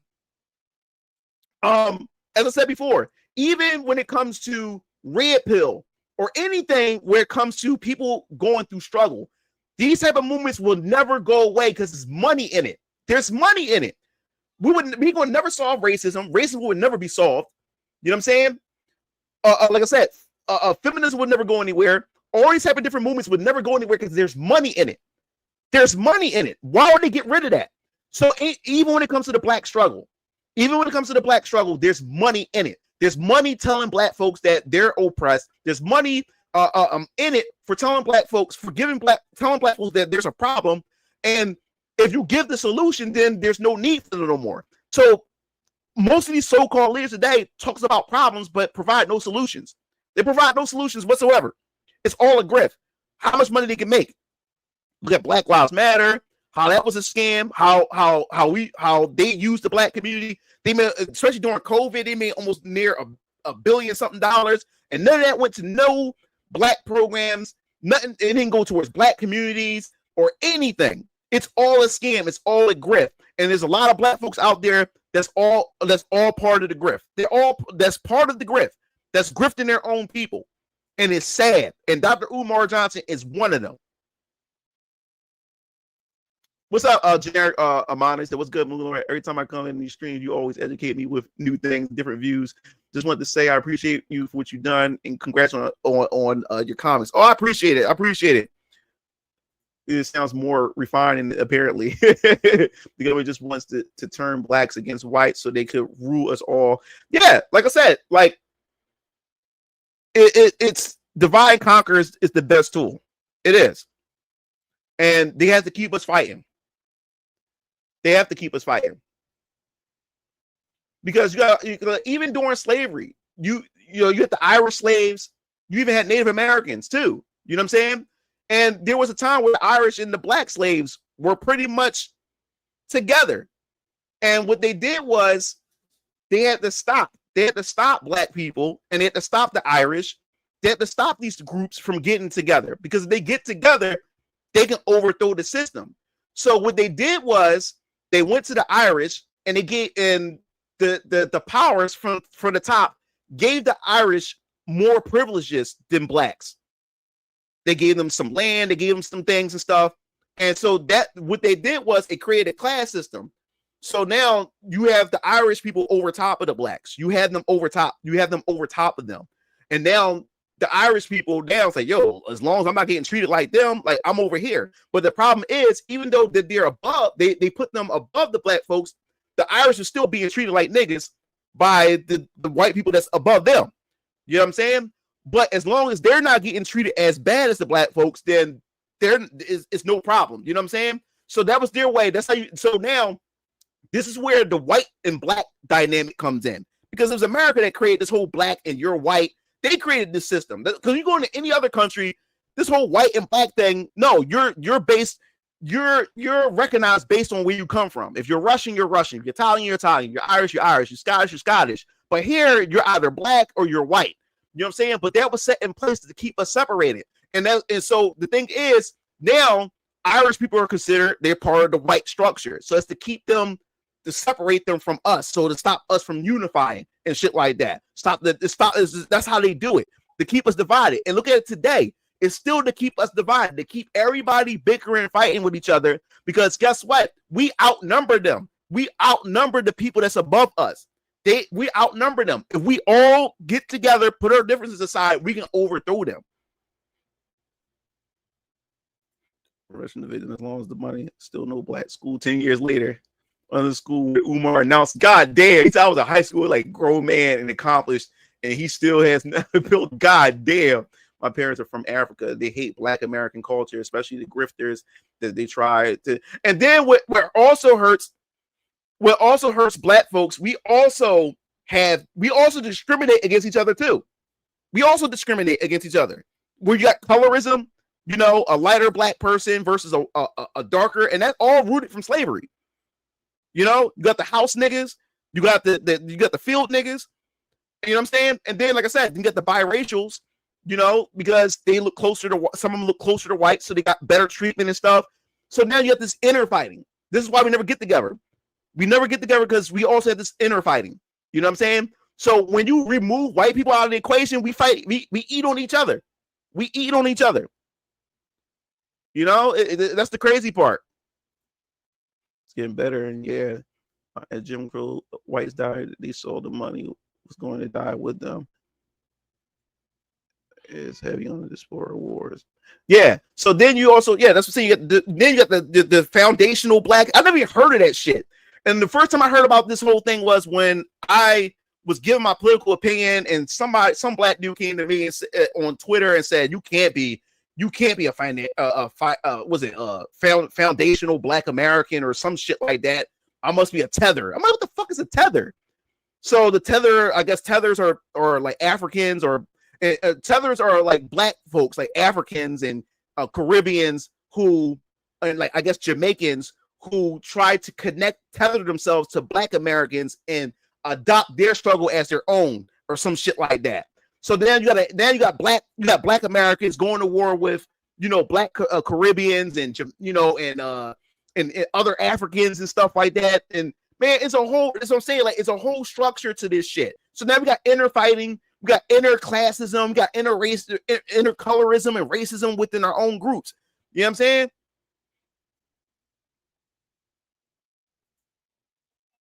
And then don't let me get on the biracial thing. And then if you're biracial, if you're half white, then you're only accepted when it benefits black folks. Like, for instance, if you're like Tiger Woods, for instance, like Tiger Woods was like the crown jewel because Tiger Woods was mixed or whatever like that. But black folks seen him as black because he was pissing off white. As long as a biracial person disrupting a white establishment. When you look at like Tiger Woods, like golf is mostly white, like golf, and you got Tiger Woods who's biracial, who comes in and is just dominating a white sport. Then black people celebrate it until Tiger Woods says something they disagree with, or until that biracial person says something they disagree with. Then they're no longer considered black. You know what I'm saying? Doesn't help that they live with white folks or close enough. What's up, Vincent? Speaking of rap, are you familiar with Chicano rap and Cholo rap? I heard of it, but I never listened to it before. Mugen, what do you think about Charleston White crazy ass? He's an interesting dude, and for me, when it comes to Charleston White, I agree with a lot of things that he says, but you have to listen. He's doing it on purpose, and he revealed that Charleston White, despite what he says, he had built programs for unfortunate black people. He has done things for the black community. And the sad part about it was people didn't know who Charleston White was when he was out there advocating and doing positive things for the black community. It wasn't until he started saying things about the black community, the negative things about the black community, is where he started getting attention. And he said, I just proved how dumb you niggas are. You know what I'm saying? Y'all didn't give a fuck about the things I was doing positive for the black community until I started calling out the negative things. And now I'm all over the internet now. Y'all passing me around, y'all attacking me. And that's how black folks is. Black folks, when it comes to our dirty laundry, black folks, the dirty laundry that black folks have, we don't like our dirty laundry being broadcasted to white people and other people or whatever. But at the same time, we don't want to do nothing to stop this shit from happening to begin with. We don't do anything to fight against to put an end to a lot of this negativity in our community, but we don't want that shit going out. So if we're doing positive things, black folks, they don't put a light on it. They don't broadcast it to the degree as the negative stuff is always broadcasted. You know what I'm saying? But the moment you point out the fucked up shit that we do, that's when black folks, now you got their attention. And that's the sad part about it. Well, where Pilgrim came and they were actually the criminals in the films from Europe. That's exactly what my parents told me. I'm not African American. I'm Black American. They are African. Didn't stop them from whooping my ass like an African though. Yeah, fortunate. And if it's not colorism, it's what hood you. Yeah. Now this is the thing. You knows about the Televerse. Mugen giving peeps and beats already. All right, so yes, I want to talk about this. This is the thing that this is the thing that makes me mad about my community growing up in the hood and stuff like that, is that niggas take pride in shit that they don't own. You gotta understand, growing up as a black young man, people always talk about the dangers of being a woman. The dangers of being a black young man walking in your own neighborhood or walking in a black community, your chances of getting killed is much higher than a black woman or a woman in general and stuff. Is because you can't walk down a neighborhood without getting approached. You can be, dude, I was literally a teenager getting approached by grown black men. Yo, young boy, where you from? Like they were literally trying to approach me. Like I'm like 12, 13. I'm just trying to walk to get to my friend's house and shit like that. You know what I'm saying? I'm from 20th Street. I'm walking all the way down to like 6th and 7th Street. And you got a bunch of niggas crowded up on the step, and niggas like, yo, like who this thing? Yo. They'll literally be in a conversation with their homies, right? And then they'll see me walking up. And this is I told you, I'm like 12 and 13 and shit. They would see me walking up. They would stop for a second, their conversation. They're like, yo, hold up. Yo, young boy. They walk over. Yo, young boy, where you from? Like niggas would literally would literally approach you. You can be a kid. A grown-ass man will come to you and ask you where you the fuck from. Will ask you where you from, like they own the shit. Like they own the neighborhood. It's crazy. I only said calm down because I don't want you to don't want to raise your blood pressure. I mean, God bless you, so you smart individual. I got you. No, listen, man. I'm not angry or anything. You don't understand. I'm a passionate guy. I speak with passion. So I'm not blowing the gasket. I get very passionate. I love talking about things that I'm passionate about. So don't take it as me like getting angry, getting furious. No, I'm just a passionate speaker. That's just who I am. And believe it or not, that scares certain white people. When you see the way I'm talking, I actually had certain white people flinch when I talk like this or when I get passionate like this. Like, what the fuck? Like calm the fuck down. I'm not gonna hurt you. So I'm mixed with Jamaican, German, Native American, Black American. Yeah, I got a lot of things in me. I got Black, I got Native American, I got Portuguese, I got Spanish, I got Nigerian. So I got a bunch of different stuff in me. Yeah, we are stronger together. Facts united, we stand strong. Yeah, so yeah, man. So it's just crazy how like niggas be claiming hoods. Niggas be claiming hoods. Niggas be actually claiming hoods. Like you can't even walk around a neighborhood without getting approached and you being asked. And they don't do this to women, black women. They do this to other black men. They don't care how old you are. They will ask you like, yo, nigga, where you from? That's crazy. And it was very dangerous me growing up. My parents didn't have to worry about my sister. They had to worry about me and my brother, Keo. Because we would becoming teenagers and we want to go hang out with our friends. They would always pray before we step outside because it was dangerous being a black young man because you either get stopped by the police or but most of the time my parents wasn't even worried about the police. They was more so worried about us getting into conflict with other black folks. Is that moving on? Oh, shut up, Kami. Shut up. So I am a light-skinned black man, and I will admit that our own people have a bad habit of attacking each other. This dude's stupid. But yeah, man. So it's a lot. It's so much that us as black people we have to get together. You know what I'm saying? There's a lot of fixing that black folks have to do. But in order for us to fix, we have to fix our own families. We have to fix our own families. We have to bring back the black family structure, the nuclear family. We have to bring all those things back. We have to start shaming a lot of this ghetto culture. We have to shame it. We have to put it to rest. You know what I'm saying? We have to do those things. And it frustrates me every time I see black folks defend ignorance of other black people. Especially, let me tell you, like there's so many black folks who are so obsessed with white people to where if a black person is doing something ignorant, they would defend the ignorance just because a white person is calling it out. And that's crazy. That's crazy. That is fucking crazy. And that makes us look bad. Women in the hood wear jewelry, but God forbid you a black dude in the hood stunting with nice chain and gold ring. Yeah, you done. You are done. That's why growing up in the hood, my dad wouldn't buy a certain. My dad wouldn't buy a certain car because he knew if he buy this expensive car, that can be his life. Somebody can take his life for it. You know what I'm saying? The niggas is crazy out here. Let's not forget my people attacking each other and discriminate each other and hate each other too. So once Mugen gets 100%, he's basically Ultra Instincts. We need sitcom TV shows of women having children again. Yeah. Like I said, they're like we lost the positive father role model. Think about all the family shows now. It's dysfunctional as hell. You know what I'm saying? Think about everything. Everything needs to change. Everything needs to change, but it has to change from the inside first, because we can fix what's on the inside. We can't fix how people view us, but we can fix ourselves.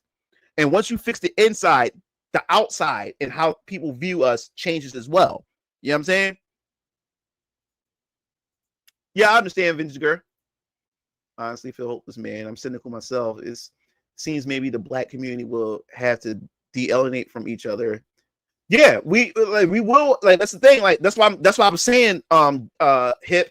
I was saying to us as black folks, we need to start getting in our own groups within blacks. We have to start getting in our own groups. I'm talking about like family, like ones that value family, value education, and we need to start building at this group up, you know, and so we can elevate, and hopefully that shit would start trickling. You know what I'm saying? But we got to start shaming this culture. We got to start shaming this this ghetto culture. We got to start reducing this whole single mom thing. There's a lot of things that needs to be. There's a lot of things that needs to be fixed in our community. And like I said, once we fix those things can be fixed. We gotta value family. That's the main thing, man. We gotta value that shit. Once we fix the family thing, everything else is gonna fix itself. It works. I think we already talked about Black Lives Matter. Fuck Black Lives Matter. I already told y'all the shit was a scam. I got attacked by a bunch of people, by a bunch of black folks and communities on Facebook. Cause during the time Black Lives Matters was a big thing, I wasn't really on Twitter. I was on Facebook, and Facebook was still a big platform at the time. But like Black Lives Matter, like it's a scam. And most of the Black Lives Matter, if you think about the people that's financing Black Lives Matter, and you see a lot of people like the face of Black Lives Matter is mostly white people. Cultural Marxism. That's the crazy part. I see more white people that's pushing Black Lives Matter than anything else. They destroy good times. The new version is a bad dad stereotypes.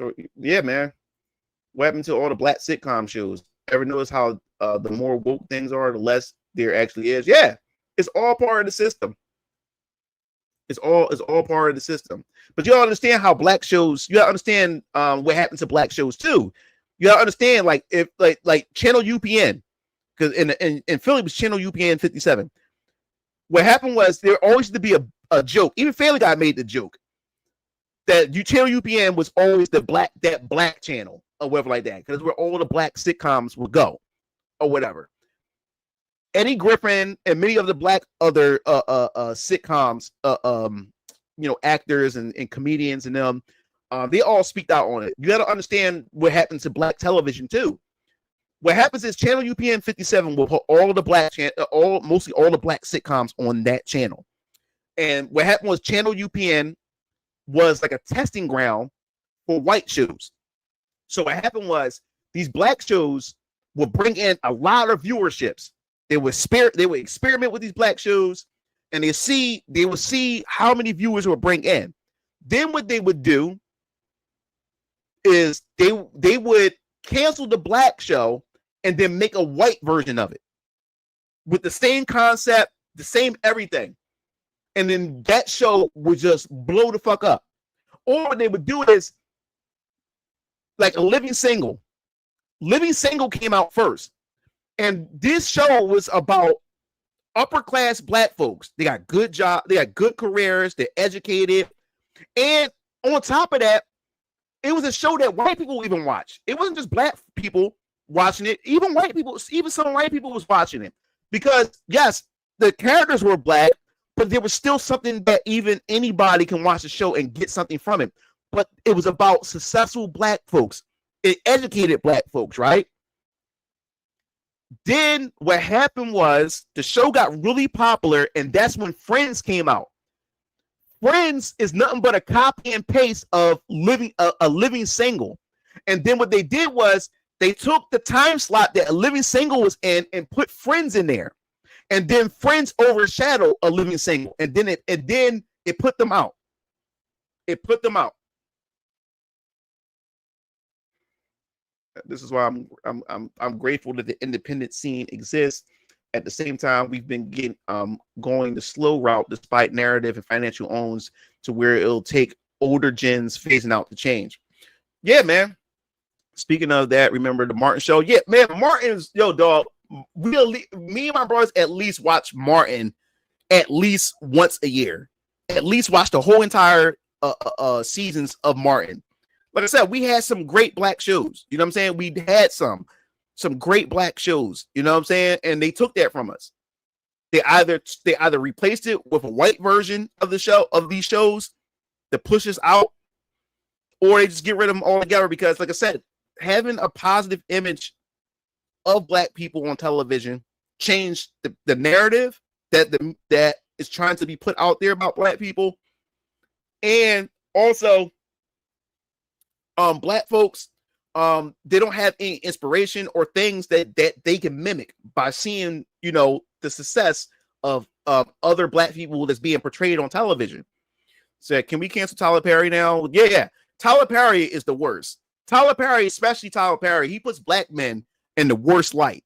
Especially that movie where that black father took his kids because he was drunk, took his kids and threw his kids out the window.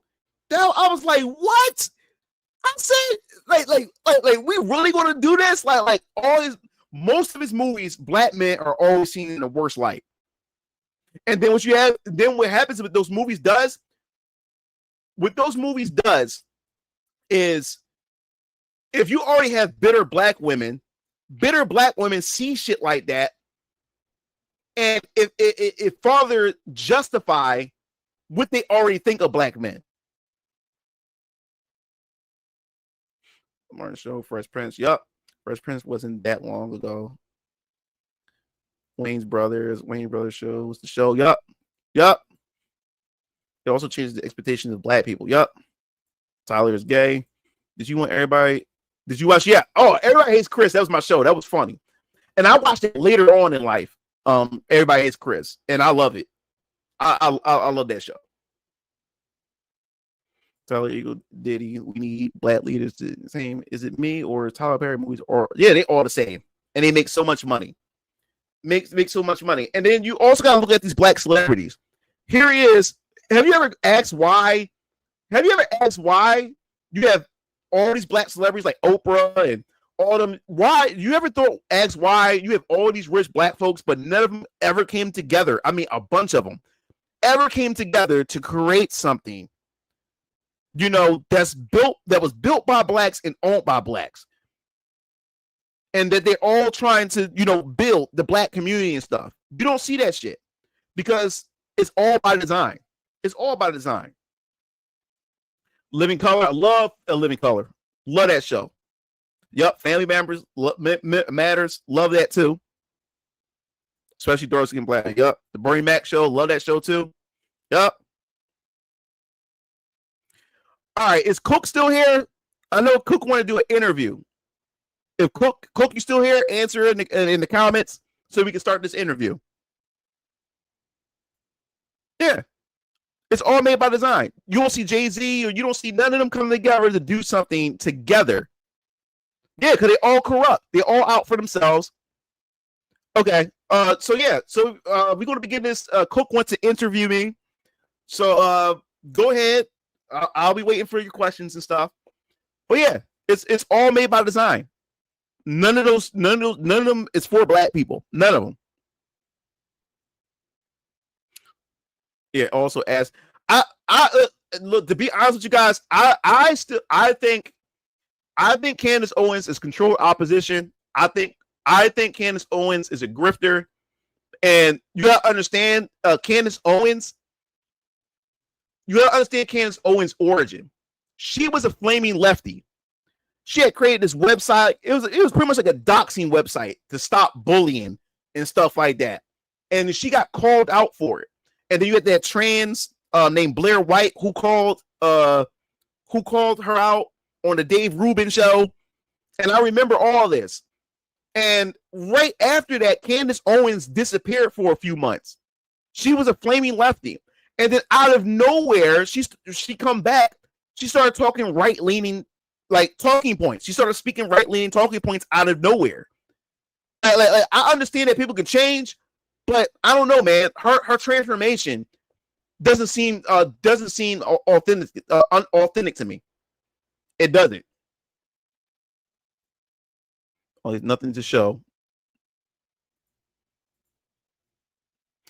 He said, "Oh, what's up, Empress?" He said, "Bernie Mac show was really good. Rest in peace to Mac." Yup, understandable. I didn't know that. Yeah, I remember that too. Yeah, she spoke against feminism. Yeah, Candace Owens pretty bad, but not control opposition. Just stupid. All right, getting the questions now. Okay, yeah, she's to me. I think there is something up with her.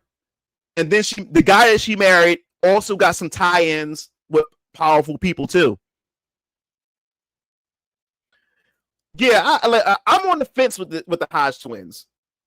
A lot of like them two starting to become sus to me. With some things they've been saying lately and stuff.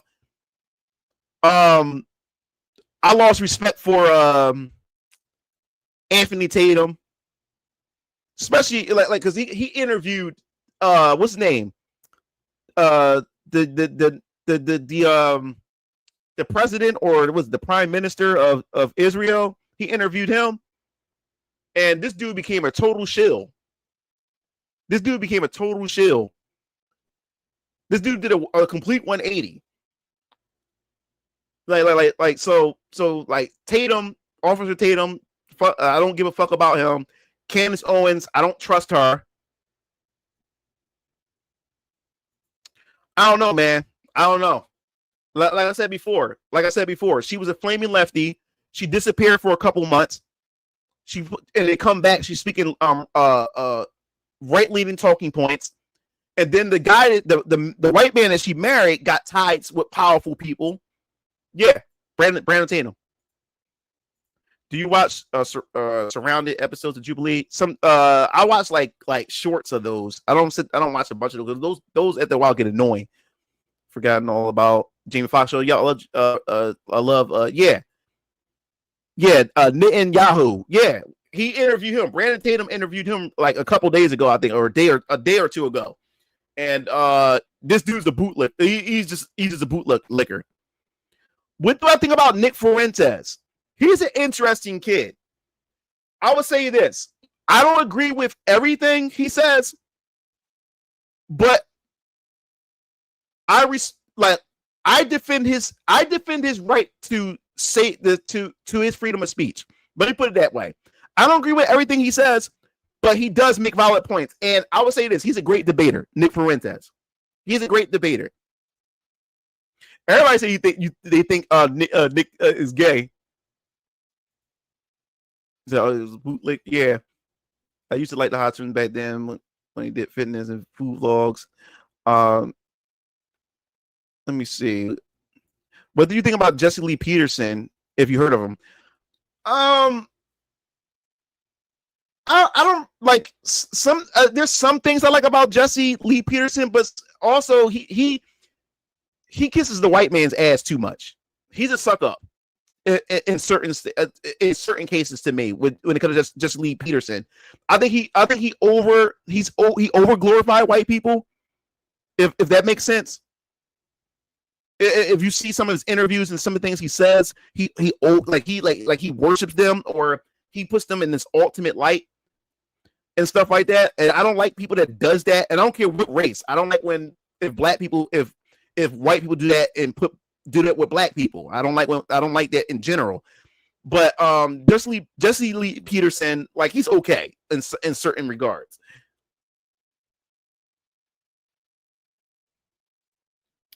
It's truly a sad day when it's all having his family. What do you think about J.K. Rowling? I don't care about Harry Potter, but the hate she getting. Oh yeah, man. Like I don't really care about like Harry Potter, but no, she's right. She's right about the whole trans, the LGBTQ, the trans movement and stuff like that. Yeah, like she be based in certain regards, but she's a flaming lefty too. It's just that she's a lefty to a certain degree. Sorry, Mugen. Check my prior comment, then let me know. I'm ready. Go ahead. I'm ready, Cook. Oh, white guy wears is it the reverse races. This is a phenomenal troll, especially to other blacks. He's like that guy from the Boondocks that took in Huey and his brother. What are your thoughts on Tommy? I like Tommy. Tommy can be a little overboard sometimes. The thing about Tommy, what I don't like about Tommy, I know is that Tommy gets really aggressive towards women. But if a dude approaches him in a certain way, he don't have that same energy towards them, and that's some bitch shit that he does. But I do for the most part like Tommy on for some of the most parts.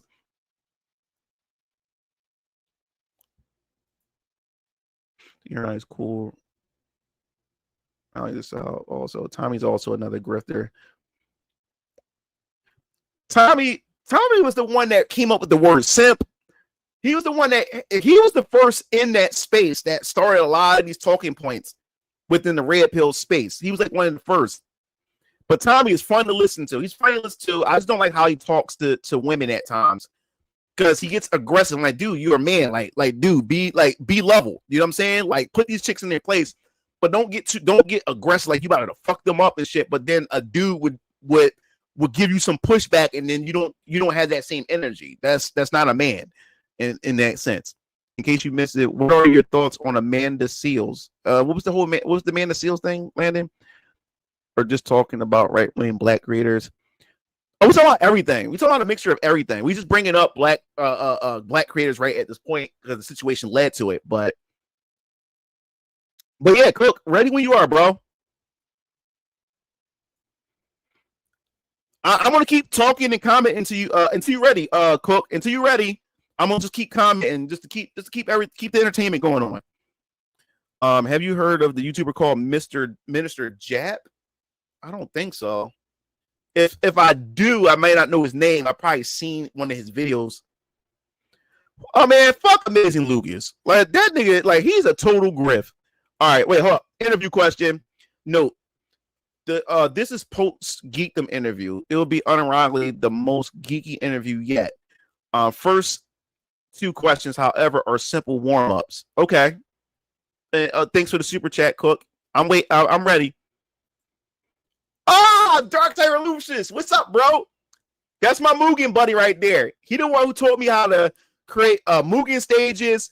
He was teaching me all like the Fighter Factory in general. That's my boy right there. And it's good to see it.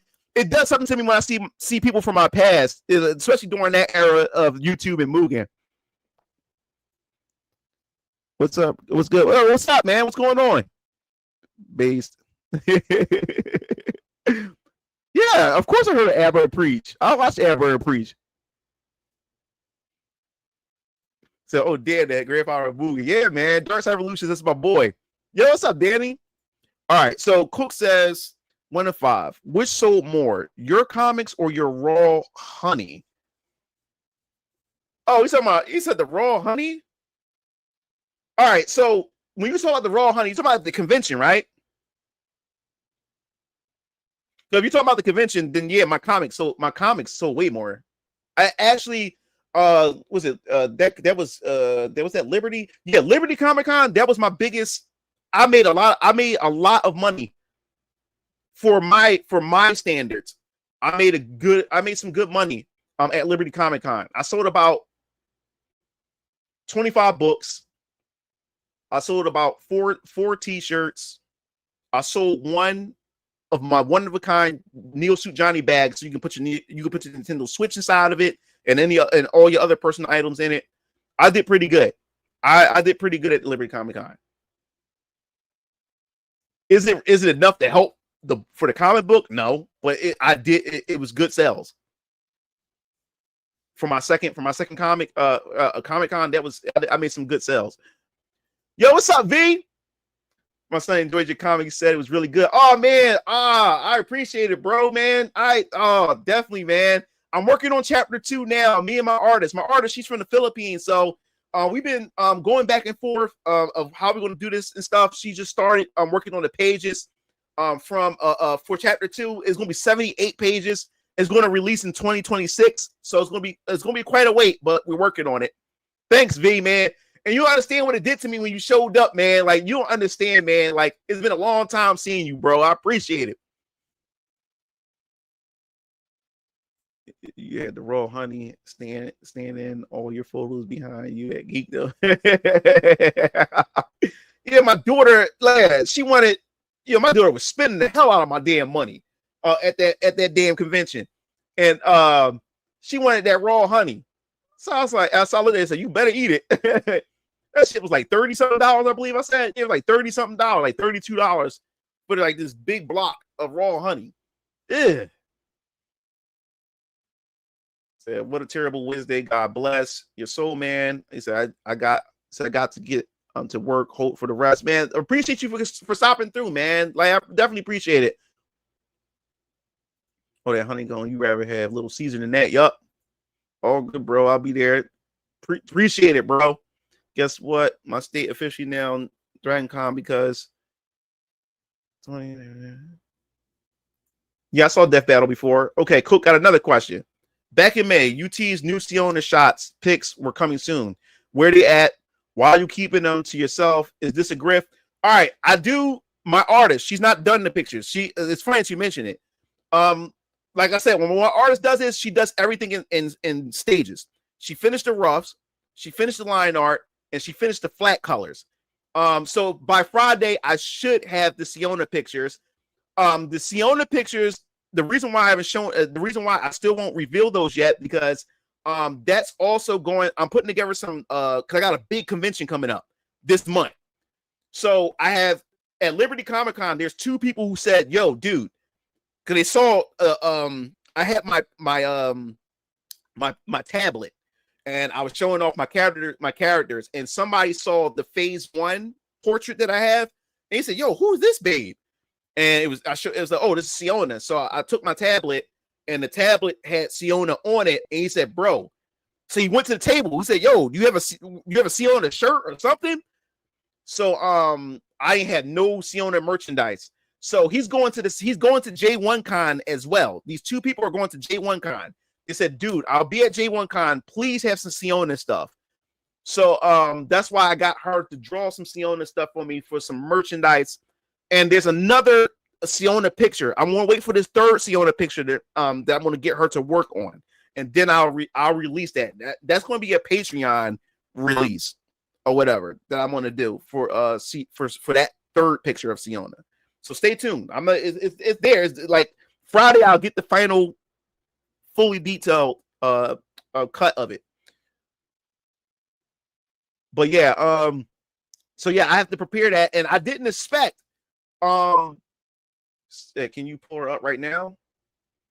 Oh, Siona. Yeah, I can pull up the current the Siona, the picture that y'all seen already. I can pull that up. Sent funds for a purchase to your PayPal account. I hope you're okay with that, moving the Lord. Oh yeah, that's fine. That's fine. That's fine. I appreciate that. Yeah, I can bring up a picture of Siona, not the new picture because it's almost done. It ain't gonna be done till Friday. Bring her up because everybody. Excuse me. Yeah, I can't wait to because like I said, Siona, like I said, my artist is updating all my characters, and now I got some new updated stuff of Siona, and she's looking great. She's looking fucking awesome. I like, you don't understand how much these characters are looking, how fantastic and fabulous that they're looking at. So yeah, so this is Siona right here. The Die Star Champion. Her comic series will be coming out and everything. Yeah, I'll say the same thing. Why 2026? I wish my pockets is my pockets, man. It's my pockets. The thing is, like, like Venus Orion Comics Chapter 2 or something. A miracle has to happen, like where out of nowhere people just start coming in, just flooding the website, wanting to buy shirts, and going to conventions. People is demanding to buy a book. If that happens, then I can pretty much sell. I can pretty much do more than one book at a time. You know what I'm saying? Because like I said, after Chapter 2, it's Ultra Squad X Chapter 1. Oh yeah. He's definitely going to be there next time. Definitely. Yeah. So for those of you guys, all right. So Siona, so I guess I could just read her. For those of you who are new to all this, we can go. This is what I'll do. Let me go to VenusOnRyanComics.com. I'll pull this down real quick, and I guess I'll share screen. We'll do this window. Yeah, so we'll do this. All right, so yeah, so as I said, go to VenusOnRyan.com, guys, if you're interested. And like I said, I got things that you can check out on the website that you can read and stuff like that to get to know the characters. So you can go to the Paragons, because the people, the characters, and everything in my world, the people of my world are known as Paragons, the Paragons of Fate. And as I said before, on the Paragons of Fate tab, all these characters are known as Paragons. So every month, I will try my best every month. It just depends. But every month, I'm going to try my best to upload at least one Paragon. Now, Paragons are not just heroes. They're also villains. They're also side characters. They're also NPCs. It gives you just backstories, and you get to know these characters on a personal level. So Siona herself, and as I said before, the Die-Star champion, Siona Eltresha, she's 200 years old. But you got to understand her lifespan. She's a Gaveshian, so her lifespan is different from everybody else. So her being 200 years old is like being in her 20s, pretty much. So she's essentially in her 20s. Is equivalent to being in her 20s. And as I said before, her class, she's a Pugna. As I said, when it comes to her race, there's like a class system, and they're all broken up into different classes, and Pugna is one of them. It's like a warrior class. And then, as I said before, you got two other classes which I won't reveal yet. We'll talk about that later. But her abilities, and these are some of her abilities: super strength, durability, athleticism. She got weapon mastery, wave magic proficient. Her Rai arts is Nova Strike, Gravity Step, Celestial Guard, Resonance Blade. Her wave signature is the wave signature that she's born with, that everybody's born with a wave signature, which is Essentia. So her conscious level is a level 5, which means she can tap into her wave essence. Yes, Topham. She's an old hag, very good looking old hag. Sorry, the person that deserves in prison. Oh, yeah. So pretty much, Siona is a Gaveshian who is of both Pugna and Kanju blood. Now, Kanju are like conjurers. The Kanju class are like magic. They are good and proficient with magic. So she's a mixture of warrior and magic. Like she has traits from the warrior class, which is the Pugna, and also the magic class, which is the Kanju. So where was I? This is due to her parents marrying outside their respective class. Despite that, she honors both lineages, that of a warrior and a wielder of magic. She hopes to join her brother and her father in battle to win the respect of the Pugna class. One day, a deity known as Faustus had appeared upon the people of Die-Star. He has chosen their planet to participate in the Intergalactic Tournament of Champions.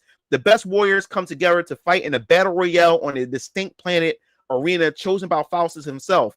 Each planet participating in the tournament must select a champion to represent them. Siona was chosen after completing the Trial of Warriors. Thanks to her mother's Kanju lineage, her wave magic makes her versatile enough to take on the challenges that awaits her in this battle royale. The winner of the tournament will claim entry into the gates of Eden and will be selected as Elohim's Tyrian Knight and grant their home world protection from Genesis Judicium, the beginning of universal judgment. Yes. So wait until you meet Ethan, which is the male protagonist, the little boy, the 15-year-old teenage boy who becomes her dunamis, and they're going to link together. So wait until you meet. Wait until you. I'll reveal him at some point. And it's going to be a nice series, man. It's going to be really, really cool. And I can't wait till you see the other champions and who their dunamis is. It's going to be pretty cool. I like her design. It reminds me of SNK Mine and DOA Consumi. Oh, thanks, man. I appreciate it. What's up, Devin? Yeah, so she's kind of like my Wonder Woman in for my universe, but way different. She got a lot of shit. Like, wait until you see what she can do. Wait till you see what she can do. But yeah, man. I can't wait to see these characters. I can't wait to get these series out to all of you guys. Like, and see how everything comes together. That's what I'm looking forward to. But yeah, the plan is to have. Okay, so what we got here? Are the Dravens still considered vampire hunters after the Draven saga, or do they simply transition to Avenger type superheroes with their future teams? Let me put it this way. See, you're talking so ahead, man. We're not going to be doing this. But let me put it this way. No, they would, after the Draven saga, they would not be vampire hunters no more. And there's going to be a reason why they're not vampire hunters. They're not going to be vampire hunters anymore. But they're all going to have their own comic book series individually. Put it that way. And as you read VK, as you read it. Oh, that was you. Oh yeah, I bought a Venus and Ryan shirt too, actually. Yeah, I sent it out. That was you. Okay, that was you. Yeah, I sent them out. So you should be getting them. I sent it out Monday. I sent them out Monday. If you got Twitter X, I got some characters I've drawn. I can send you. Okay, I got Twitter. Yeah, I'm on Twitter. Just type in Mugen Lord. Yeah, I can't spoil anything because that's going too far ahead. You already seen one of them. You seen the Down Outers. You seen the Down Outers.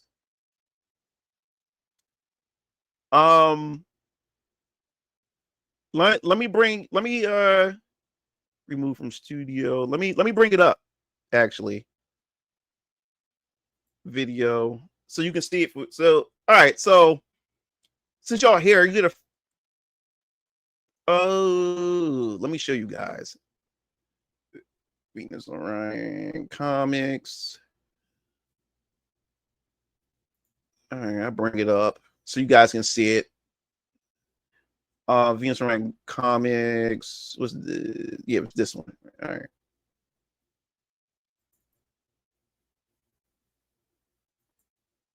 All right, was it?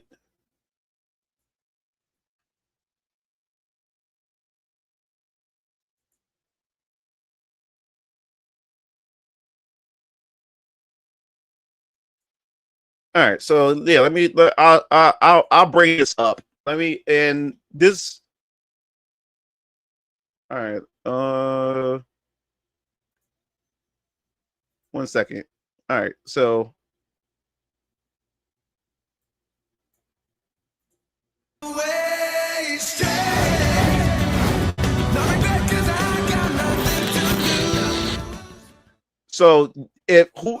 that was Kyo that you saw.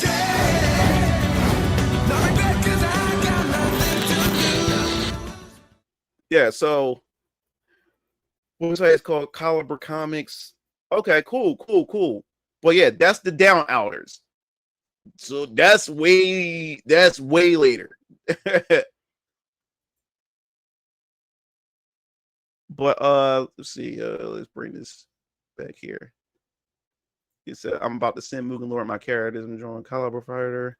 What happened to the wallets from the website store?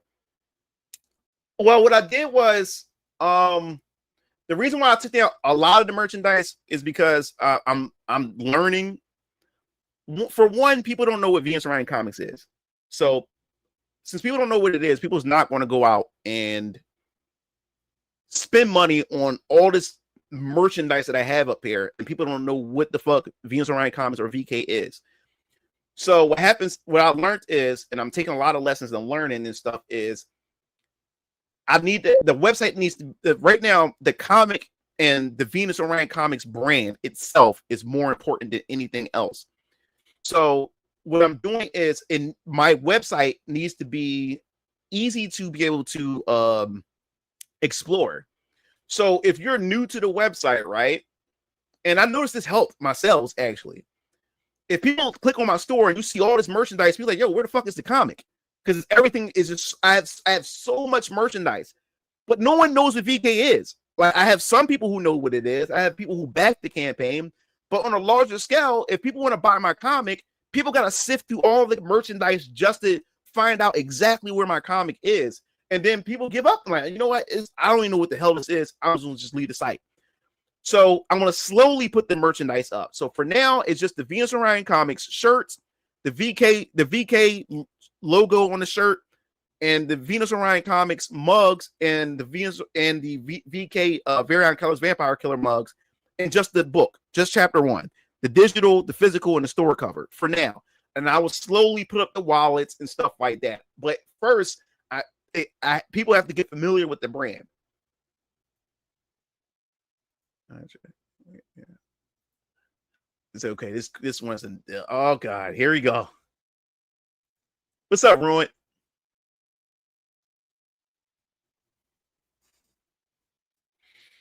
Yep. So that's essentially the plan. Like I said, after chapter 1 of Ultra Squad X, then it's gonna be chapter 3 of VK, and then it's chapter 1 of Siona. So yeah, that's quite a wait. But like I said before, the more support I get, and plus I still have to put out a good product. That's why I've been working so hard on chapter 2. I pray that chapter 2 like clicks with everybody. I pray that it does click, because if it clicks and people start like, yo, I need to get this, I need to buy this. And also with campaign 2, I'm also gonna be having bundles. Like, for those who missed chapter 1, you better get chapter 1. Chapter 1 will be sold on the campaign as well, so you can better get a bundle, chapter 1 and chapter 2 together and stuff like that. Holy fuck, 200 shit. Do you mind reiterating your thoughts on alt timelines with the amount of concepts Elohim, Faustus, Salabim, and the Cauldronic living the same? Hey, how did you get all that? What did you get this? Did you get how did you get that? Where did you get that from? Was it from one of my videos? And that was supposed to be like a tease. Or was you screen capturing shit? All right, so the Genesis Judicium likely acting as a crisis on Infinite Earths. It's hard not to speculate a Xenoverse in process. Oh man, this is a good question. See, fuck. Oh man, I'm trying to. How can I do this without spoiling shit? Let me put it this way. I got you. I got you, Cook. Let me put it this way, and it's gonna be very important for you guys that's watching this shit. To give you some type of clue.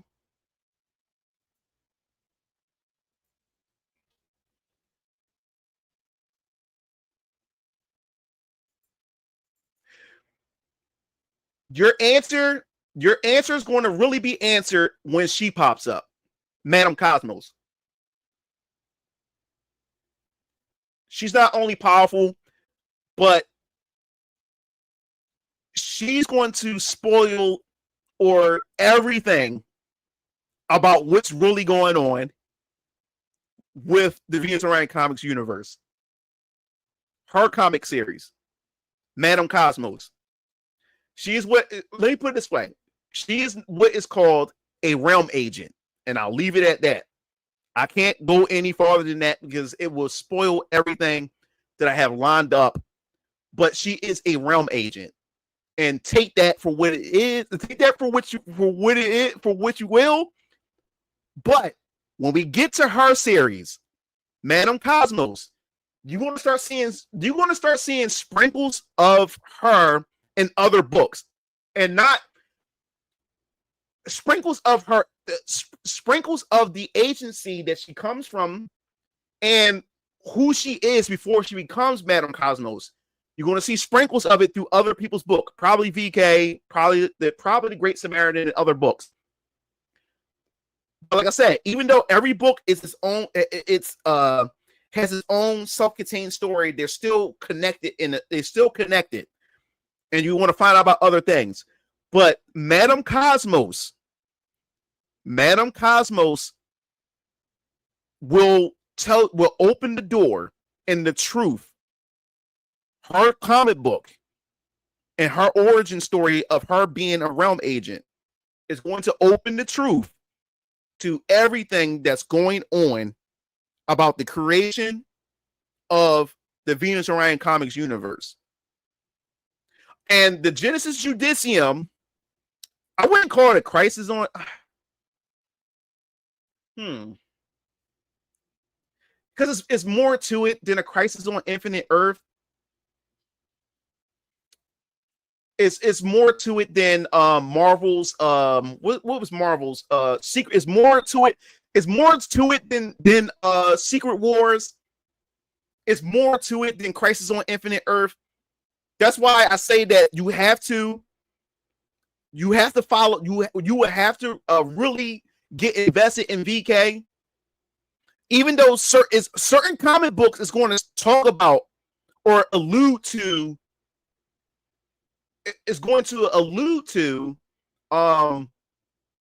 the Genesis Judicium. You're going to get a taste of it or some mentions of it through the Siona Die-Star champion Siona's book. He said, "Holy fuck!" He said, in the mix. Thanks for supporting her, man. He said, "Remember the name suggested install of Jake Pierce, Red Vision. There are names I thought of, Red Velvet. Which name you like more? Red Collateral or Red Valentine, Red Velvet? Man, Red Vision is good. All of them are good names, but which one I love more? I wouldn't call it Red. Red Valentine? Red Velvet or Red Vision? I mean, Red Vision is simple, but it's effective. Because I like all of them. I would say Red Vision. Man, Cook's going to need a sign chapter 2 and lock your hair, bro. Shut up. No. Hell no, she's not Hera. But I told you, you're going to find you. I haven't revealed Hera yet. I haven't revealed the character who's supposed to be who's take the properties and traits after my baby mom. Trying to get chapter 2 put a little faster. Oh my god. So yeah, now this picture of Madame Cosmos is old. I haven't got her updated yet. This was made in 2022. I told you, Jessica, my artist, the Chinese chick from the Philippines, she's good. And this is from 2022. My fault. 2022. I haven't updated a new picture of Madame Cosmos, which I'll be doing later this year.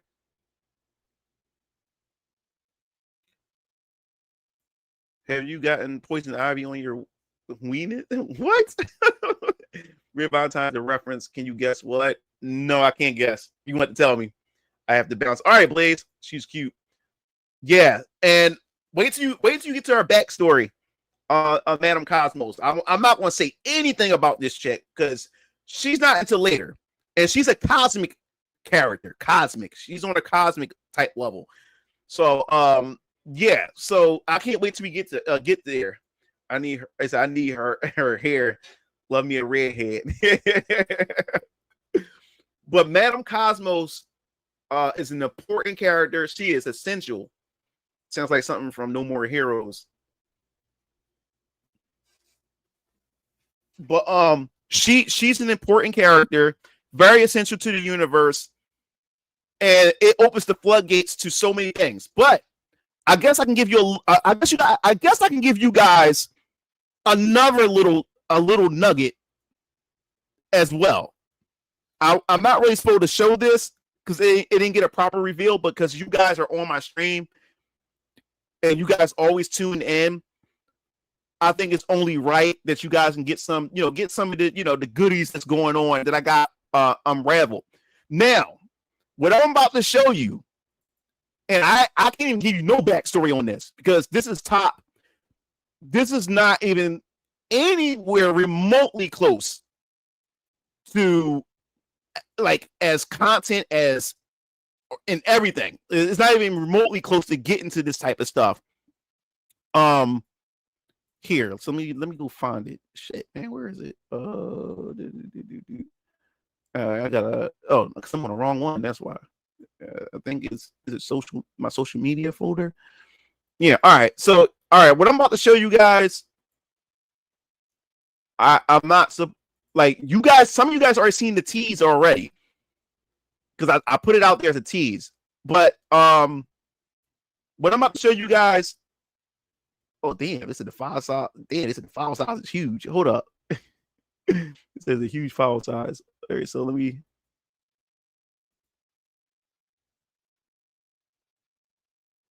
All right, cool.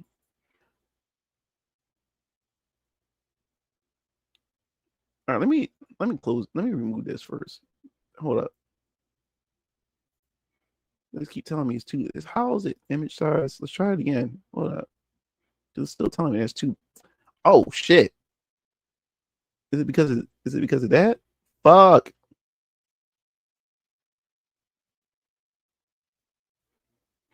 Yeah, because I think it's two. Choose a smaller file. Yeah. Let me. Damn, man. Hold up, guys. Because I really want to show you. Now I want to show you guys. Hold up, man.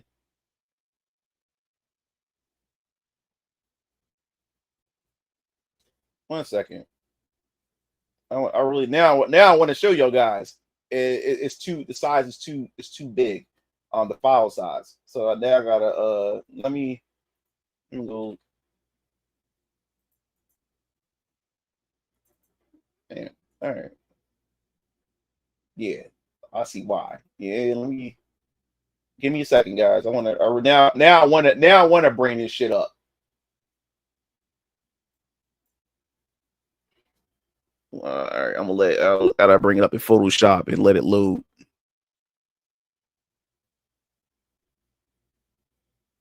So the drape's got to match too. So everything.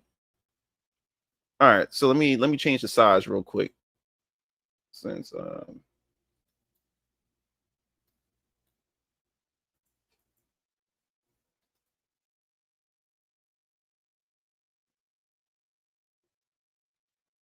right. Let's see there. Let's see what we get now.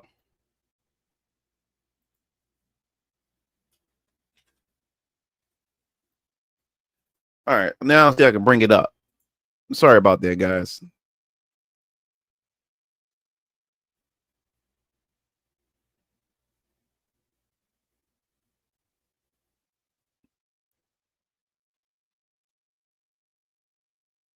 Oh, okay, yeah. There we go.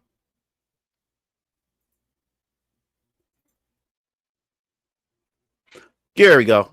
All right, so here it is, right here. So these are, like I said, I'm not even supposed to reveal these characters yet.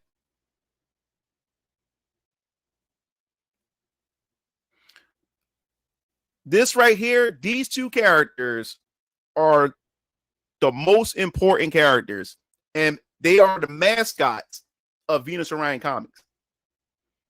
Zion, his name is Zion Kalis. And the chick behind him is named Bathia. So I can't tell you backstory. I can't tell you their roles, but it does have these two characters do have something to do with the Genesis Judicium.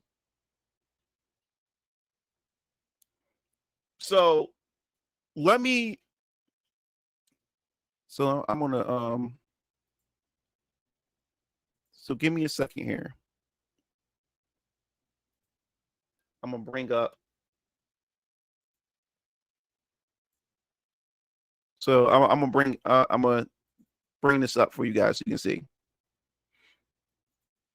Yep, Bethia Solari and Zion Kalis. So let me bring up a bigger picture. Here he is, right here.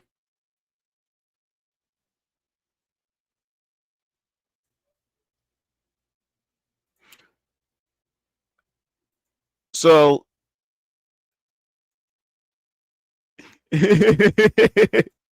all right, Mom, take it easy, Mom. Must we take our vile silence? This is behind the scenes.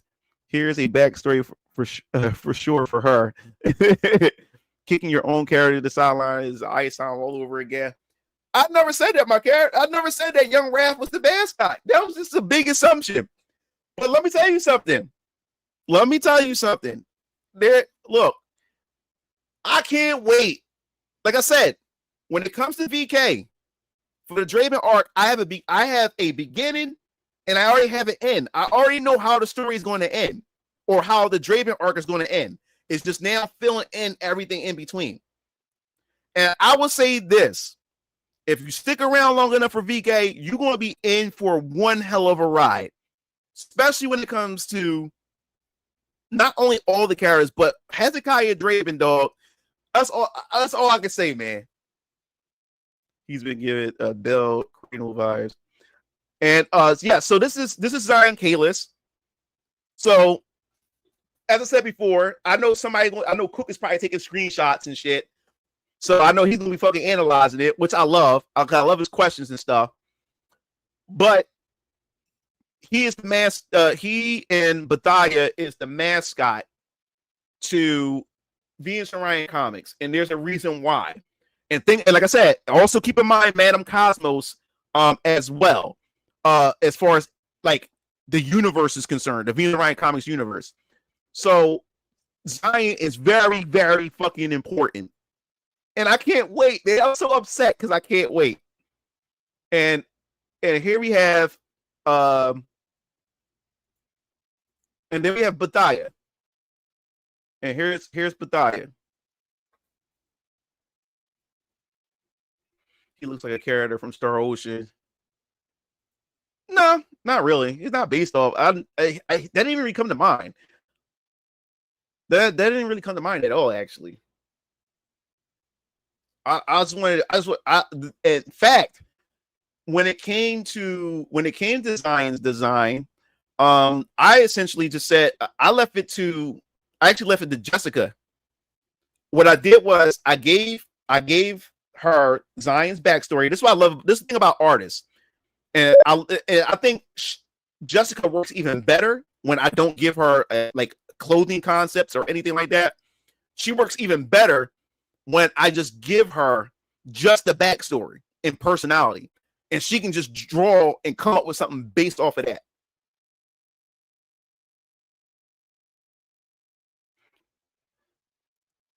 Any hint? We won't tell. No, I can't say anything. Can't say anything. So yes, this is Bethia, and she is pretty much Zion's guardian.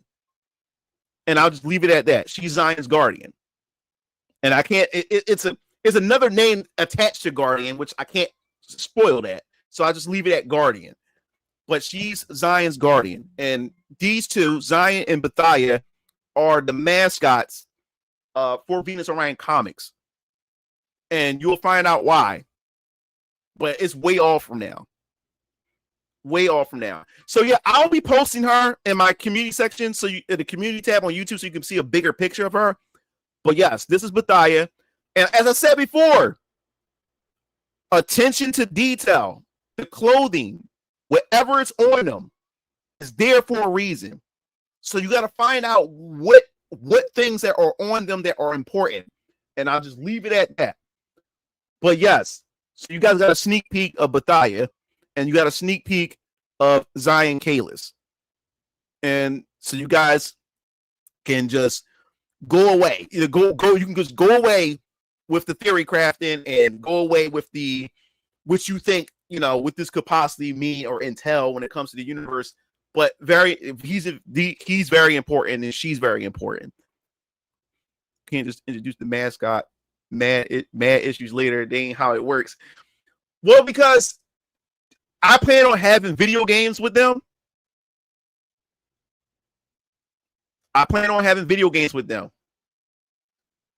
And in fact, let me see. And in fact, let me give you a better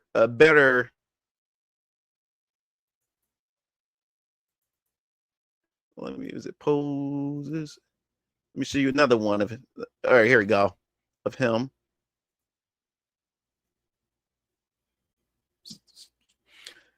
Yeah, so he's a mascot because I'll be promoting him a lot just on items, merchandise, and all kinds of other things. So he won't just have a comic. I'm talking about video games. I'm more so talking about video games.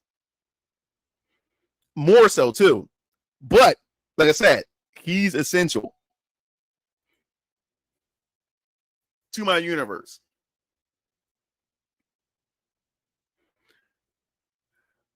Question: is your online security tight? You don't got hackers leaking things out? And yeah. You don't have to worry about that, Landon. You don't have to worry about that. We good. Thanks for asking, man. I appreciate that. But yeah, so there's a lot to look forward to.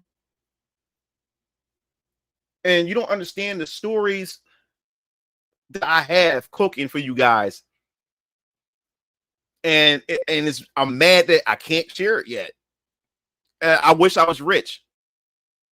I wish I was rich because you don't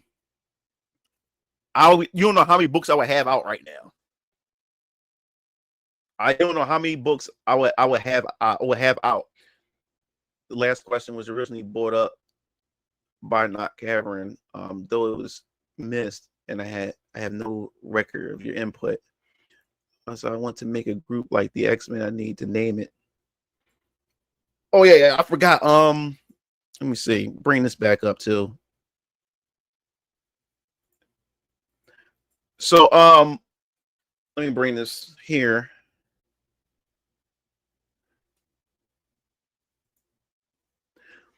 Yeah, as I said before too, I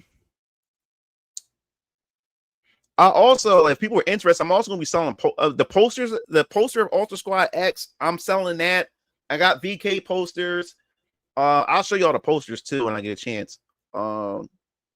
Yes, man, Ultra Squad X, man. I can't wait to work on this. I feel you. I wish I got the money for programs and artists better than me and people for motion capture. How do you power scale characters in VOC? Do you compare them to existing characters, the versus space, or do you keep them within your universe? I keep them within my universe. I don't pay attention to what everybody else is doing. Like I said, I'm using my wave force mechanic with the wave signatures, which is my rock paper scissors mechanics. Like I said, there's different classifications of people in my universe. Let me see. Should I show that? I think I'll probably show that in a second. So when it comes to that, the power scaling, like I said, I'm using the wave force mechanic that I created, rock paper scissors mechanics. Like I said, those who can tap into their wave essence, they are considered gifted. So you also have this thing called the sub wave components, which VK is going to the VK is going to break some of that, is going to break that stuff down. Sion is going to break some of that stuff down as well. So I'm going to go into too many spoilers because I want this stuff to be, for you guys to be excited and explore this stuff. So you guys get me excited because I will talk all day, and I know what you like. I'm trying to be careful how I say certain things for you guys.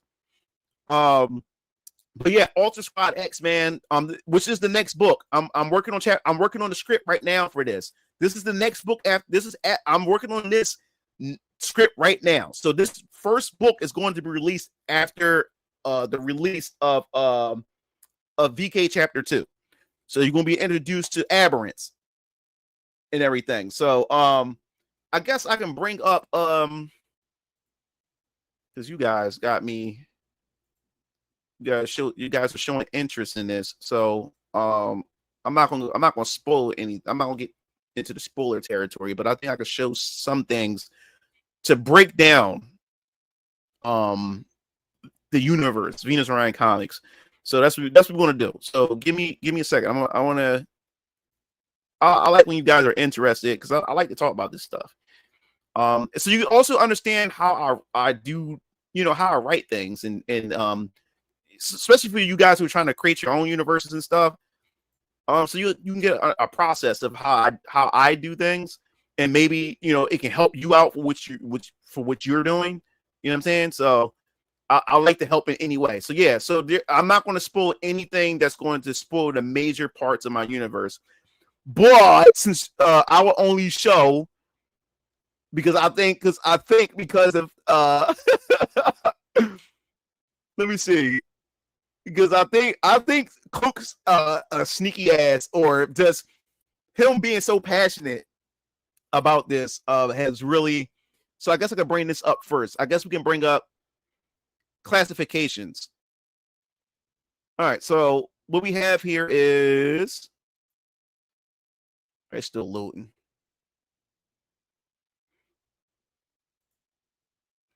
All right, here we go. All right, so we got the Centauri. Centauri is my universe of my universe version of metahumans, because if correct me if I'm wrong, I think metahumans is owned by DC, that terminology, so I can't use metahumans. So mine's called Centauri. And he said, I don't know. He said, will you cosplay Hezekiah Draben for Chapter 2 release? I don't know. First of all, I would have to hire a costume designer. So I wanted it to be authentic, the costume. Oh yeah, I forgot to mention. I do want to do something for Siona's campaign. Siona's campaign, I do want to get a model, and I'm going to pay an actual professional cosplay designer to actually create the costume for Siona. Then I'm going to pay a beautiful model, to actually cosplay Siona and do a photo shoot, actual live photo shoot of Siona, of the model dressed as Siona, that goes along with the trailer for the Die-Star Champion Siona. That's something I do want to do. So I don't know nothing. All right, so what you see here is my classifications for people in my universe, which you got the Centauri. We're gonna talk about that in a second. Let me go into my folder so I can see it on my screen. Visuals, developing the realms.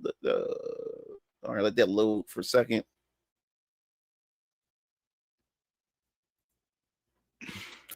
Yeah, so yeah. So a lot of people's asking me to cosplay as Hezekiah.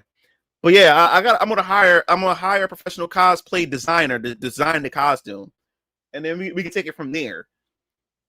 So yeah, since a lot of you guys been asking me that. All right, so what you got here is the classification, the Centauri.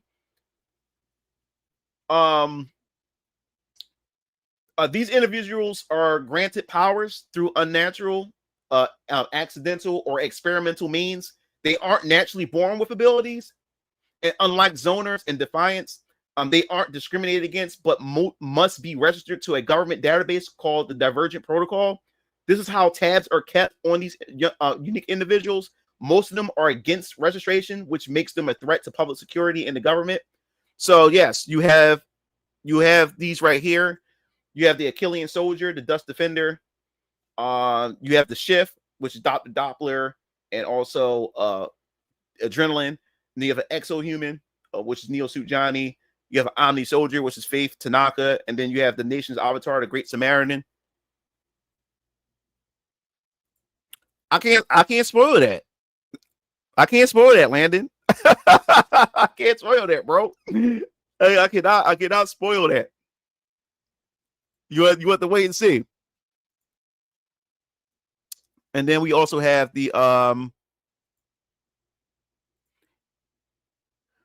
let that load up for a second. It's gonna take some time.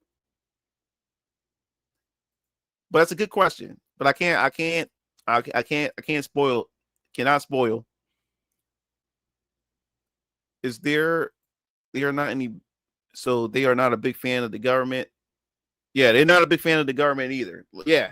So, like I said, the government got a lot on their hands because there's a lot of classifications. Okay, then we got Outworlders. So essentially, what these individuals are. Let me bring it up over here for me. Any individual that lives on Earth, but whose origin is from another planet or galaxy. There are few exceptions when it comes to the classification of Outworlders. A human who were granted special abilities through or from an alien entity is also documented as an Outworlder as well. So you have the Valorian. He's Adam Bryce, the Valorian. That's his race. Julie Patterson, Mighty Girl. You have the Solarian, which is Lazarus, the Outer Realm Protector. Princess Adex, she's a Solarian. And then Madame Cosmos, a Realm Agent, which I can't spell where exactly. And then Burnout, a Flammarian. So yeah, these are Outworlders. And they're classified. And the government is definitely having trouble with them because they're just popping up. They're just popping up left and right. They're coming to Earth. And there's a reason why they're coming to Earth. And that's why I can't wait to unravel this mystery, of the Venus Orion Comics universe through all these different books. The goal of what I'm doing with Venus Orion Comics in these different books, even though that you don't need to collect all the books, you're going to get a piece of the universe through collecting these books. You get the bigger picture. So somebody may not buy VK and may only only want to get Siona or Adrenaline or Codename Viper and Cobra or whatever. But just because you didn't read VK, you're still not left in the dark. You're contributing to the bigger picture. You can add to the discussion if you're talking with somebody who may not have read your book and you may not have read their book. Your everything, all the clues that you're getting and the knowledge you're getting is adding to the much bigger picture. Equal to the Eternals. Oh, I like that. Interesting. I also been cooking something for Mighty Girl for a while now. Won't come to fruition anytime. Oh yeah. Oh, also Mighty Girl. She's getting updated too. Cause like I said, that Mighty Girl design that was made in 2023. That was made in 2023. So Jessica, she's going to be updating her too. I may upgrade, even do some modifications to her outfit as well, to make it even better. So when it comes to the Outworlders and stuff like that, the government is like they're sweating bullets. It's like it's too many of them. They're just coming out of nowhere. Who are they? And then you have humans. You have people on Earth who like them. Because some of them are heroes. Some of them has saved many lives and stuff. Like Adex. She's on Earth. She's which I won't spoil because you have to read Lazarus comic book. That's in phase 2 when we go to the cosmic side of things. You're gonna be introduced to Princess Adex and Lazarus in his comic book in phase 2. Now, how the phases work. Once I have chapter 1 of every phase, we move on to the next phase. We're still releasing other books in phase 1. Is that we're going to just introduce the next wave of books after every chapter 1 is out. So after VK chapter 1, Alter Squad X chapter 1, Siona chapter 1, Codename Viper and Cobra, Neo Suit Johnny, the Great Samaritan, the Omni Protocol and Adrenaline. Once all their chapter 1s are out, phase 2, we go to the cosmic. We're still releasing the other books. in chapter 1. It's just that we're just going to start introducing more things after we have every chapter 1 out. If that makes sense to you guys. Bonus. We'll be seeing Dice debut to Vampire Killers anytime soon, bringing OGs together. Oh man, Dice will be coming to VK, but he's not going to be in the first arc. I'm going to just tell you that. Now, every arc is going to be 10 chapters. So we already on chapter 2 of VK. So chapter 10 is going to end the first arc. Chapter 10 is going to end the first arc. So Dice is not in this first arc. I don't even know from what I'm looking at, I don't think he's not going to be in arc 2. Like Dice is a little bit farther off because some things need to happen before Dice come into the picture. Let me put it that way. Some other things have to come into place before Dice comes in. So yeah, so everything's a build up. But yeah, Dice ain't coming no time soon. I'm not sure yet, but I think Sister Adeline, I'm still working on it. I think Sister Adeline is coming in arc 2. I think arc 2 Sister Adeline will make her debut. I'm not sure yet. It depends on once I finalize how I want the next lead into arc 2, season 2 of VK. Once all 10 chapters of VK is done, then there will be a volume. There's going to be a book, volume 1. So you'll get all 10 chapters in one book. You can get it in hardback as a special, or you can get it in the paperback form. When it comes to that, but I think Sister Adeline, I think she's going to be. I think that's what I'm going to end up doing. I think she's going to probably be in not chapter 2. I mean season 2 or arc 2. Let me see. Yeah, so I think I'm not sure yet, but I think Sister Adeline may be the next arc, depending on where I'm staring it and everything. But yeah, as I said before, I already have a conclusion for the Draven saga. Now, I don't know how many arcs. I don't know how many arcs is going to be. I don't know. It depends on depends on everything in between and how it gets to the end. It's going to determine how many arcs it's going to be for the Draven arc. But VK is going to be an ongoing series for sure, and it has a lot of important things. VK, as far as VK is concerned, as far as the story and everything, you would definitely have to keep up with VK if you really want to get the chunky thing, the chunky bits. You know what I'm saying? Because like I said, this is not your typical, we hunting vampires. It's much bigger than this. You said, which character had made me cry?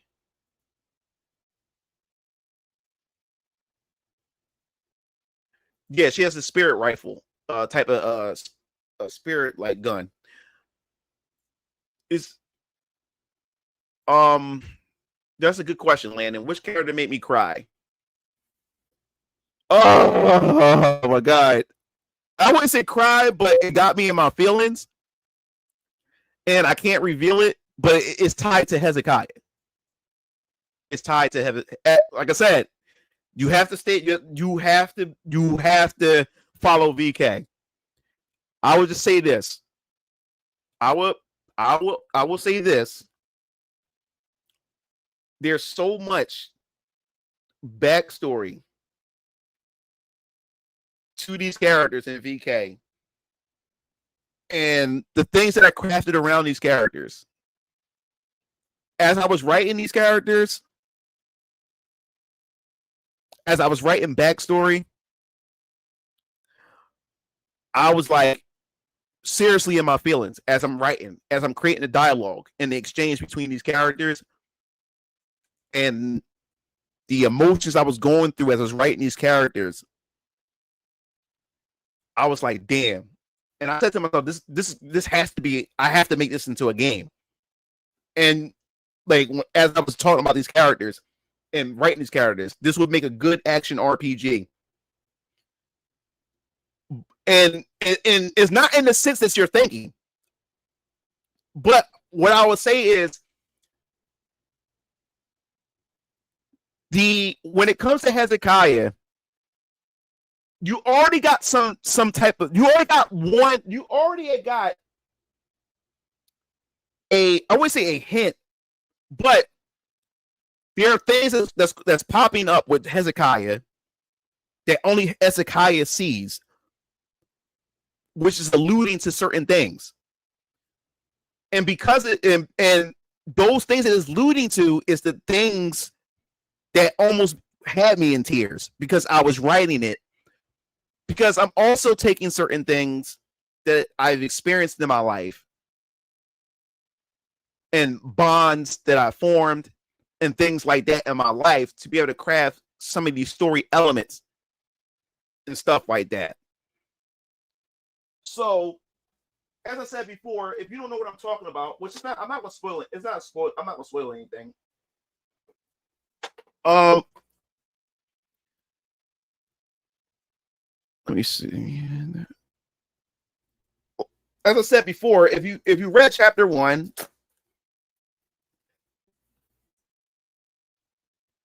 like I said, this woman right here is just one of the many things that Hezekiah is picturing, envisioning. And she's not the only one that Hezekiah is going to have visions of. So when you start to see visions of those characters, those are the characters that had me in my feelings. So I'll just leave it at that. And I'm really attached to these characters. Already had Jessica's already drawing them up.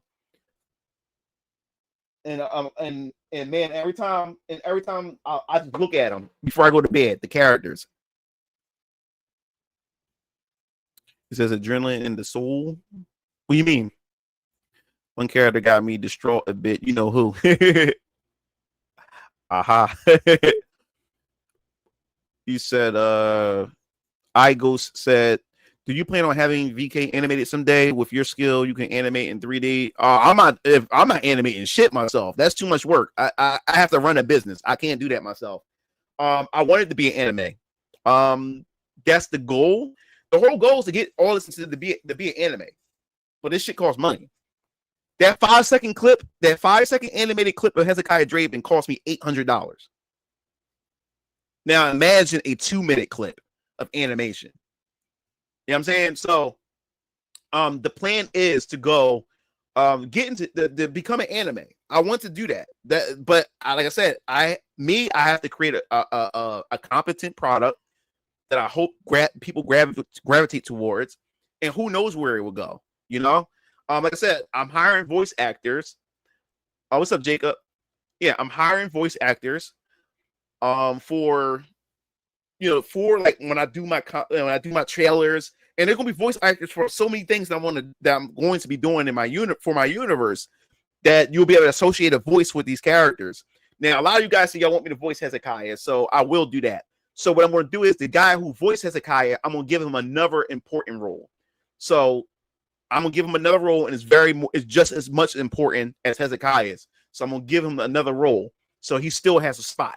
Because like I'm picking out official voices, like they will be the voices of these characters.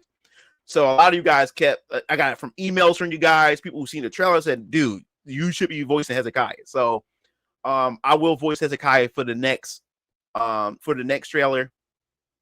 For chapter 2, I will voice Hezekiah. But yeah, man. You don't understand. Like when I was written this backstory for Hezekiah, and as I'm writing backstory, I'm coming up with more and more characters. Oh man, like I said before, everything. Hezekiah's clothing, his weapons, everything has a purpose. There's a reason behind everything. If one character gets killed, if one particular character, there will be some deaths in VK. I'm preparing you now. There will be some deaths in VK. I am comparing you. You guys already, a couple of you guys, after y'all read the book, y'all emailed me cussing me out. Why? Like, why did you do that? Y'all didn't see shit. I'm not pulling any punches when it comes to this, especially VK. There will be some deaths. There will be some deaths. So get ready for it. Get ready for it. So I know there's going to be some characters you're going to get attached to. No one is off the shopping block when it comes to death in VK. Especially VK. No one is off the chopping block for death. No one is off. So get prepared for that. Get your heart and soul ready for that. I gave you my piece in that discussion video. Yeah. And Code did the same thing. Everybody hit me up. I mean, everybody hit me up. I got emails, even from backers, who sent me emails about that. They said, seriously? You seriously did that? And y'all actually started having me, like, I started questioning myself and my decision. Because I didn't expect you guys to like get attached. Like for the first book. I was like, damn. Y'all actually started having me question my decision. I'm like, God damn, like, should I did that? I know my daughter said the same thing, and my dad said the same thing before, like, when I got the book, when I first got the copy of the book before the campaign came, and the test copies of the book, and I had them read it. My daughter is the same way. They say, wow, like, wow. Dad's like, son, like, wow. And my daughter's like, Dad, like, are you serious? I'm like, yeah, like, oh my God. But because of that, you have to understand, because of this situation opens a can of worms that was not meant to be open.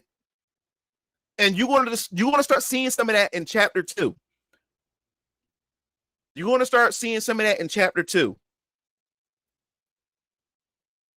That moment is going to open shit that's not supposed to be open, and it's going to cause so many different webs to pretty much converge and finally meet because of that one specific incident. And you'll see in chapter, you're going to see in chapter 2. You're going to see in chapter 2 at the beginning of this, how this stuff is going to manifest and how everything is opening up that wasn't supposed to open up. So that particular individual is essential. And yes, you will still see this individual in flashbacks. You will see this individual in flashbacks. So that person, it will still pop up in other issues, because it like VK is also like a mystery, it's like a mystery now. It's like a mystery comic as well. Yeah, and I think I set that up by revealing that character to you way early before the book. So a lot of you guys kept talking about how much you like, this and that about that character, about the design and this, that, and the third. And I did not know that it was going to do that. I did not know that it was going to cause that. You should have seen like those emails, yo. And it showed that you guys are invested in it and stuff. So that's a good thing. But like I said before, if you're interested and you want to show support, like I said, you can go donate to my PayPal, or you can go to my Patreon. Let me bring up the Patreon real quick.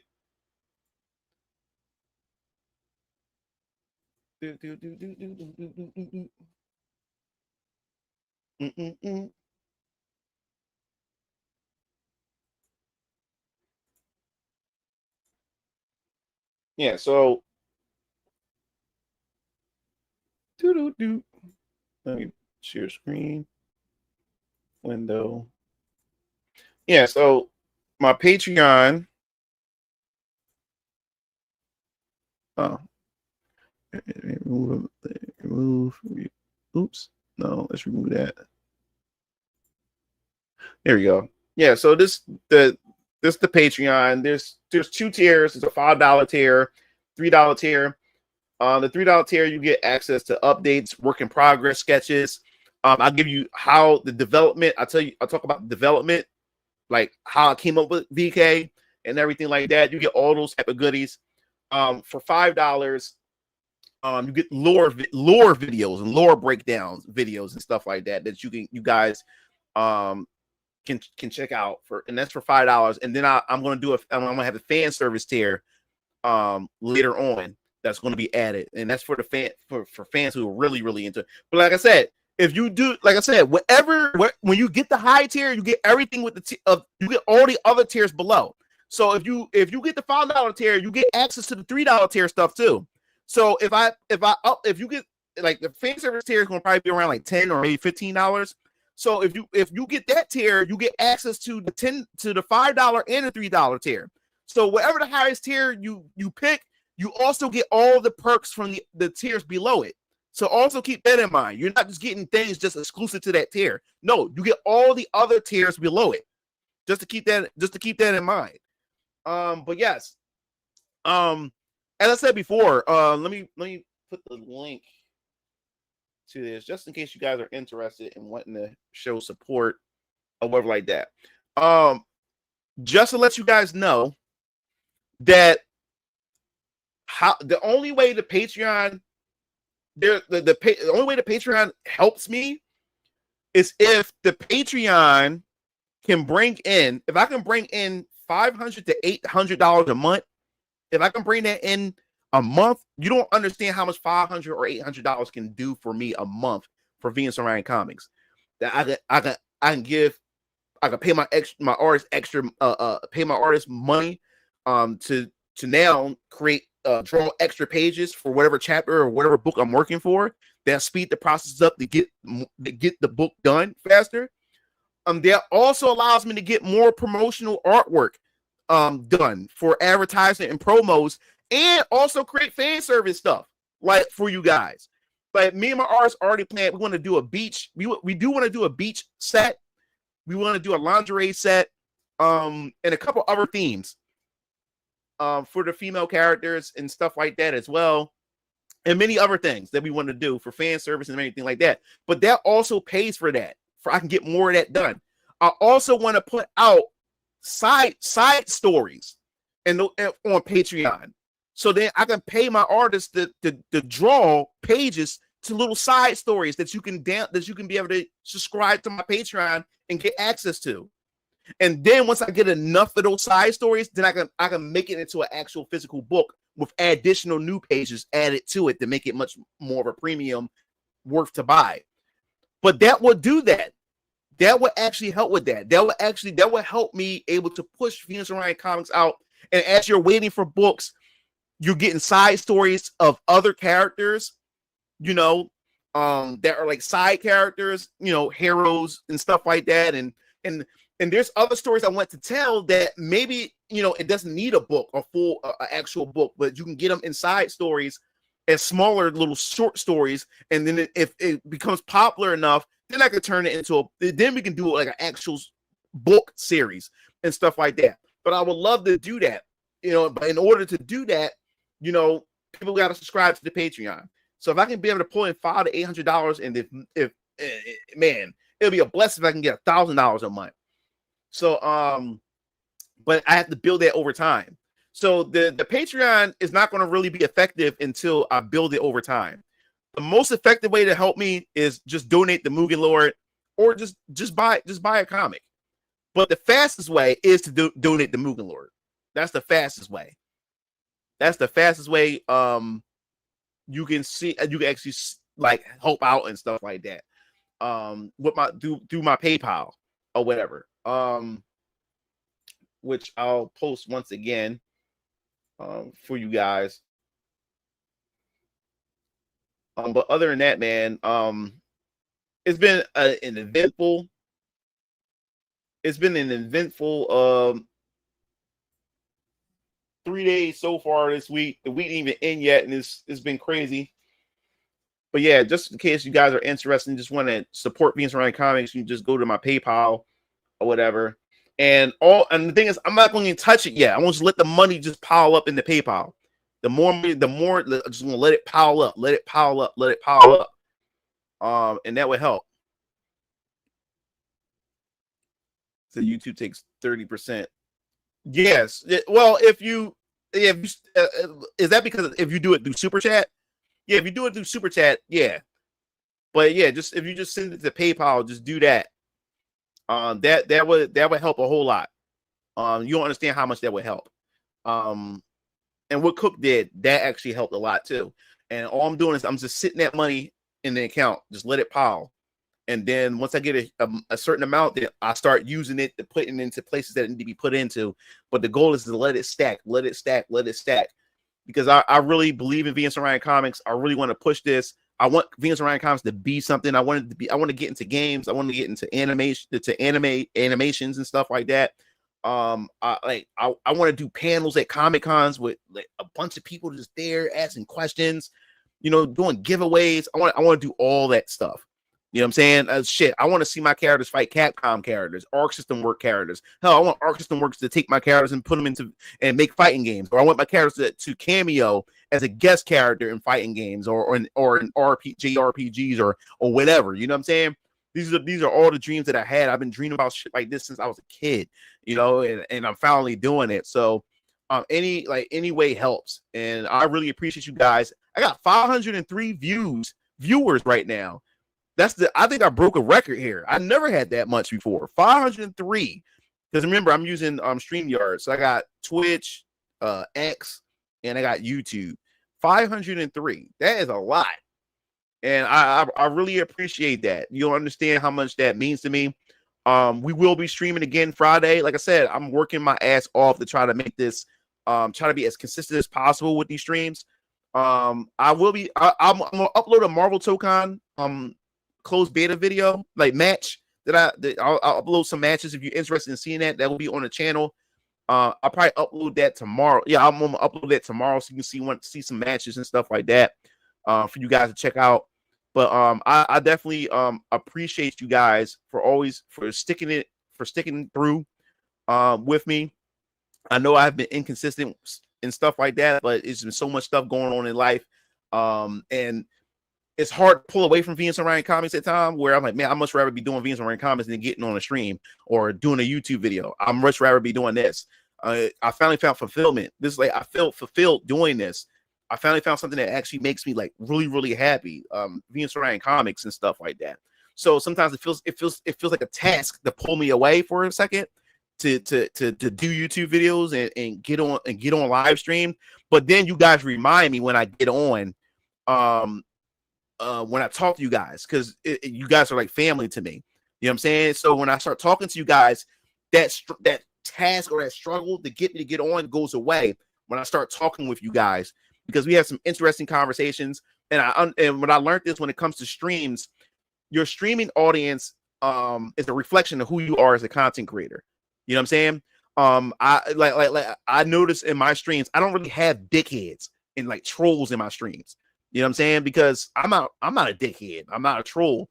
You know what I'm saying? So I bring in a lot of like-minded people, and even though some of y'all guys may disagree with me, we disagree respectfully. And y'all still say, yo, Mugalor's a cool dude, even though I don't agree with some things he says. And that's how it's supposed to be. And that's what brings me to the whole Raja Jackson situation that also took place and that also happened a couple weeks ago. You know what I'm saying? When you look at what happened to Raja Jackson, there's a lot of deep-seated things that happened with the whole Raja Jackson situation.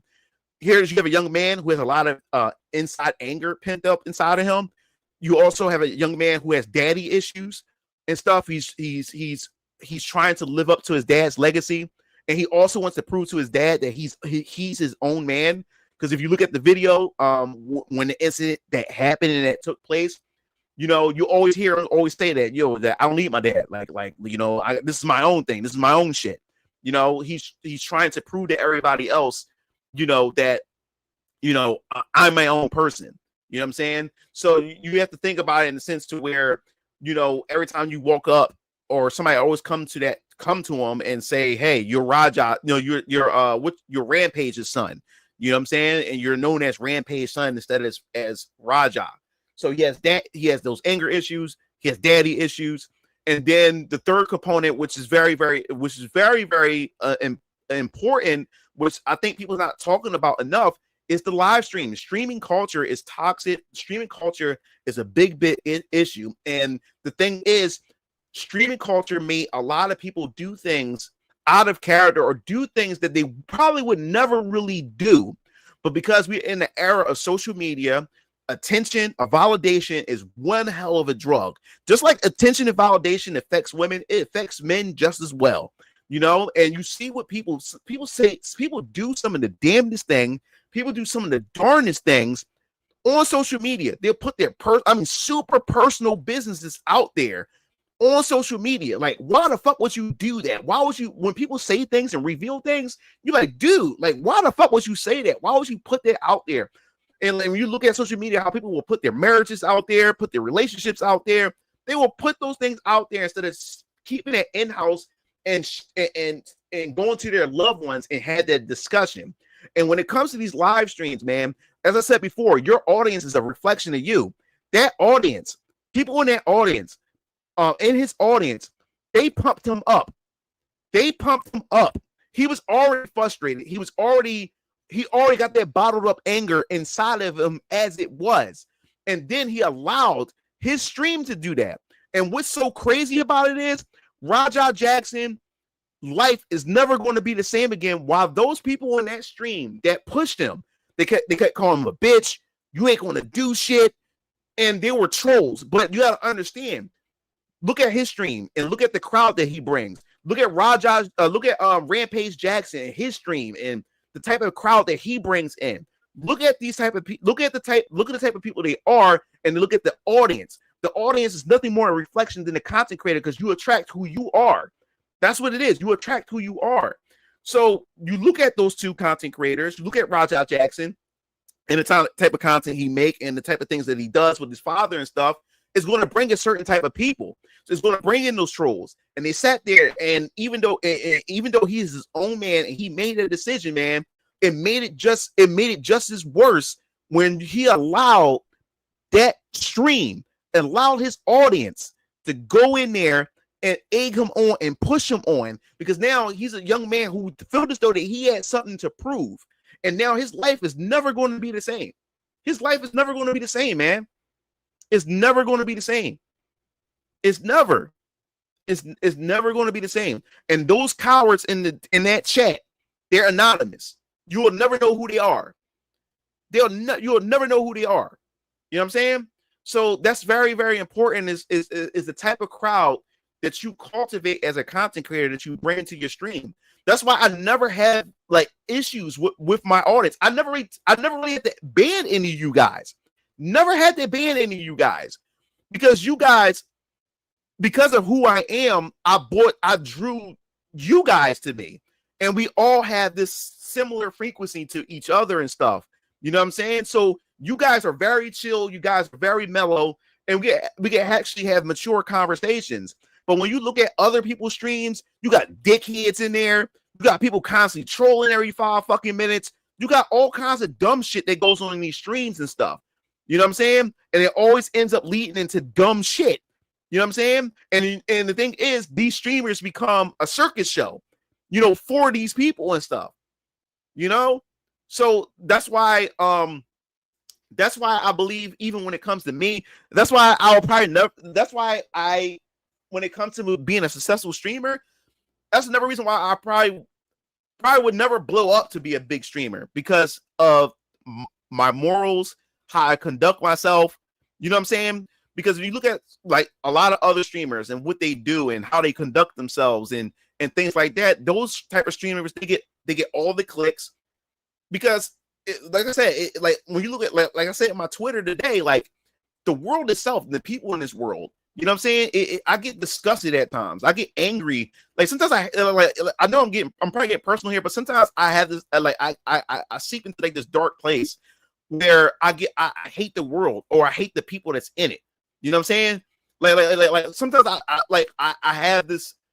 I get into my mode to where I just want to see the world burn sometimes because of how cruel and how evil and how stupid and how ignorant people can be at times. And that sent me down a dark. Sometimes it sent me down like these dark routes or these dark paths in my brain sometimes because of how how stupid people are. You know what I'm saying? And it frustrates me how I see how stupidity and how ignorance and how evil always get praised, or ignorance always reach a high level of success. But when people are trying to do the right thing, trying to walk down the right path, and all these and all they get is struggle. You know what I'm saying? All they get is struggle. You know, it's all these type of obstacles that's always in their way, and they're trying to do the right thing. But it's always the ignorant. You know what I'm saying? It's always the stupid. It's always the evil. It's always those type of people that always find success. You know what I'm saying? And that's crazy. And that's where you get the terms. Why do we make the wrong people famous? And that's what always happens. The wrong people are always famous. And then when those wrong people finally, like, the mask come off, or they finally do something that's unforgivable, and then people get upset. And I'm like, why are you upset? Y'all made these people famous. Y'all tune into the, and I say y'all constantly tune into these people. You give your money to these people. You know what I'm saying? And then you get mad at the results, or you get mad at some of the things that they have done. I'm like, yo, you people fed these, y'all fed into it. Y'all created these people. He said, I don't think I could be a streamer, let alone a long-term full-time streamer. I feel the same way. I'm glad I have outlets to express my anger and creativity. You know what I'm saying? So that's why my expectation of people is so low. Yeah, man. Like, and that's just how it is. And as I said before, your audience is a reflection of who you are as a content creator. So you can't get mad at your audience who are trolling you, who are doing things to piss you off, when you're the one who is a troll yourself. If you're creating troll content, or you're being a dickhead, you're doing dickhead things, then you can't get mad when your own audience is trolling you and being a dickhead towards you, because you created that crowd. Your crowd is a reflection of who the fuck you are as a streamer. You can't get mad at that. You created that. You know, like it's just crazy how these people don't realize, you know, that what they put out there, and they don't realize how much of an influence that they are, and how impressionate that they are on their audience. You know, and you can say that, yo, these people are adults, they should be able to think for themselves, but this is social media, man. I'm telling you that the powers that be, the people that's in charge, at the top, the elites at the top, they knew what they were doing when it came to streaming, and they knew what the effects was going to be when it came to social media. Parasocial relationships is crazy, bro. Parasocial relationships is crazy, and people not thinking for themselves. People are depending on streamers and content creators to think for them. You know what I'm saying? And people have built these relationships, these parasocial relationships, where they wake up every day and look forward to seeing. And there was just nothing wrong with looking forward to seeing your favorite streamer, but you got to a point. People got to a point where they're getting attached to these people. You know what I'm saying? And that's where it starts to become unhealthy, very unhealthy. That's why I do my very best to make my content as positive and chill as possible, because I want to attract like-minded people that to build my community and get away from negativity. And you know what the sad part about it is, Code? You doing that, and people like us that's trying to do it, we will never get the spotlight, because people are attracted to turmoil. People are attracted to drama. People are attracted to negativity, because people are attracted to these things, because especially when their life is fucked up and things are not going well in their life, they love to see the crash out. They love to see the downfall of others in order to make themselves feel good, to make them say, hey, I guess my life isn't as bad as I thought, because they see somebody else crashing out or going through their situation and stuff like that. People are attracted to that. He said, speaking facts on the streamer chat, reflecting the streamer. Yup. He said, there's too much darkness in the world. I want my channel to be a place where even a few moments, you can let go of any of the drama or stress of the real world and just relax and have fun. Exactly. So not attracted to it, just saving the world. Yeah. So it's crazy, the world that we live in, but that's how it is. Like, humans are attracted to drama, to seeing the downfall of others and everything. That's just who we are as human beings. And that's the type of content, that's the meta, that's the type of content that actually that the algorithm feeds and everything like that. And hey, I'm guilty of it. I love me some drama at times, you know what I'm saying? But I try my best not to bring it here on my channel. You know what I'm saying? I try to keep it as positive, or my goal is to try to speak wisdom to people. And I want my audience to walk away with a lesson. You know what I'm saying? That they learned something, that they can apply it to their life and things like that. I always try to do that. I believe that's why God sent me here, brought me here to this world, so I can leave some knowledge for you guys. You know what I'm saying? And encourage you guys. I want to see all you guys in the chat. I want to see all y'all guys to become the best people that can possibly be. I want to see y'all guys at your full potential. Man, woman, it doesn't matter.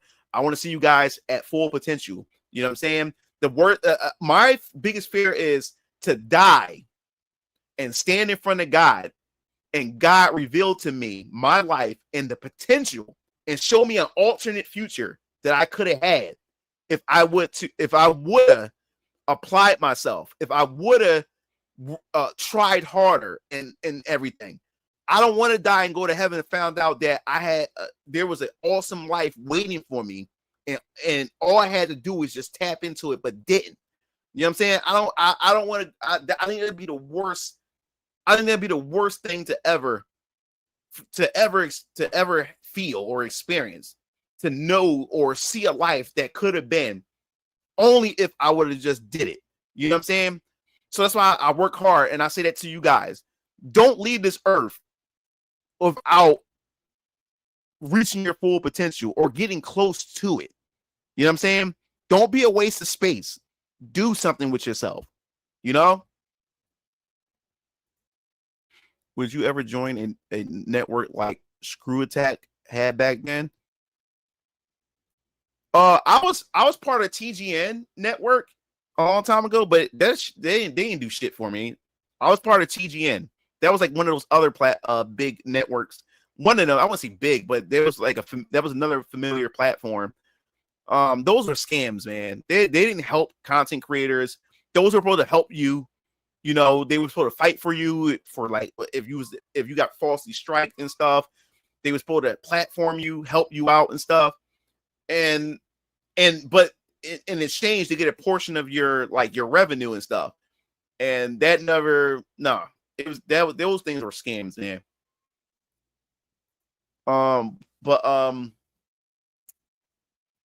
What's up, Regal? Yeah, so as I said before, your audience is a reflection of who you are. As I said before, I want all you guys to reach your full potential. Don't ever give up. Don't ever allow anybody to tell you that you will never amount to anything. You can only go as far as you allow yourself to make it. You know what I'm saying? And don't make excuses for yourself. Take accountability for all your actions and everything you do. Because when you take accountability for your actions, you won't repeat the same mistake, and you don't understand how many doors will open up, and you won't understand how much of an example, because people are always watching you. You don't know who's watching you, man. You'll be surprised.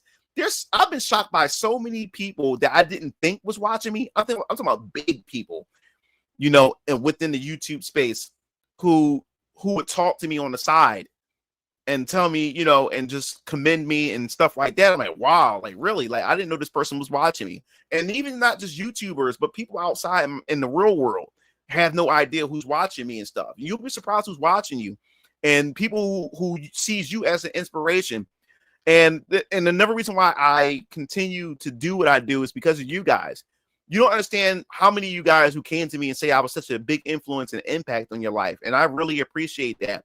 And you don't understand what that does to me, because now it's like I can't stop what I'm doing, because you know, a lot of you guys, some of you guys need that inspiration because of the problems and the struggles that you're going through in your life, and there's people that's not in your corner, and I'm just happen to be that person that's in your corner and stuff. So now I was like, no, I have to be here. I can't. There's no turn away from this. You know what I'm saying?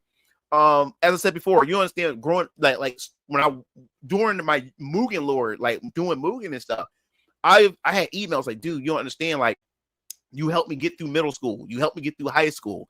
You know what I'm saying? Like, I had something to look forward to, every time, you had a Mugen video and stuff like that, and it allowed me to, get through life and the struggles the problems I was going through and stuff, because I was really in the dark place. And when I get stuff like that, you don't understand how much that like really gets to me.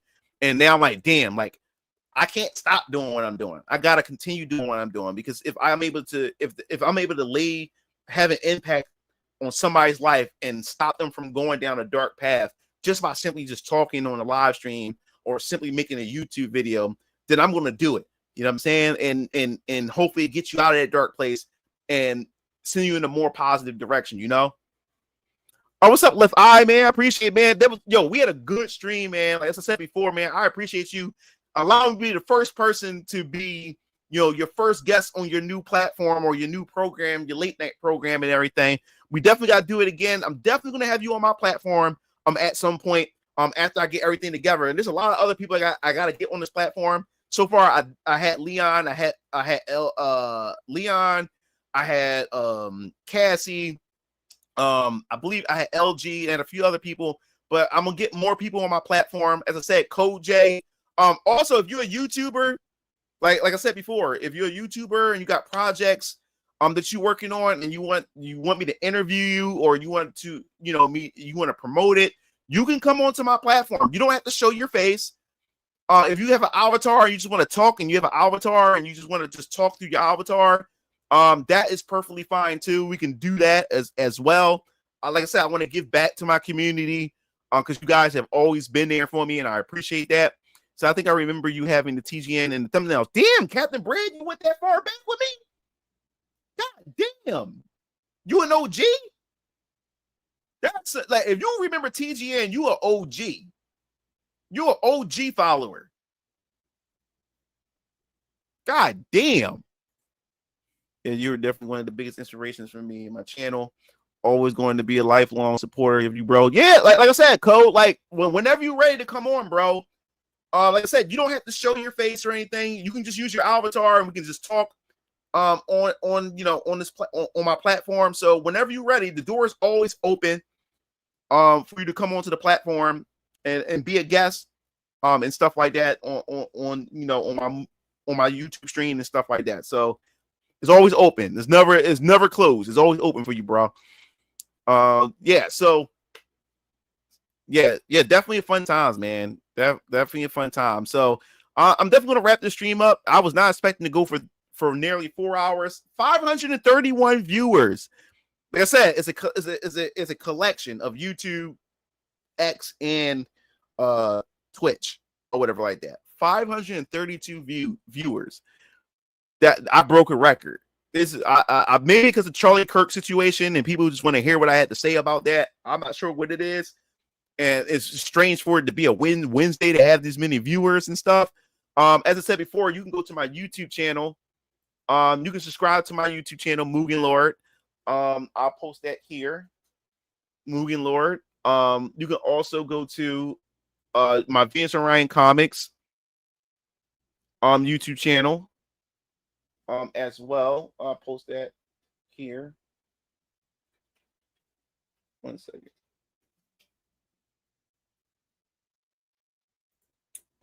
All right. Venus Orion Comics YouTube channel. Also, I have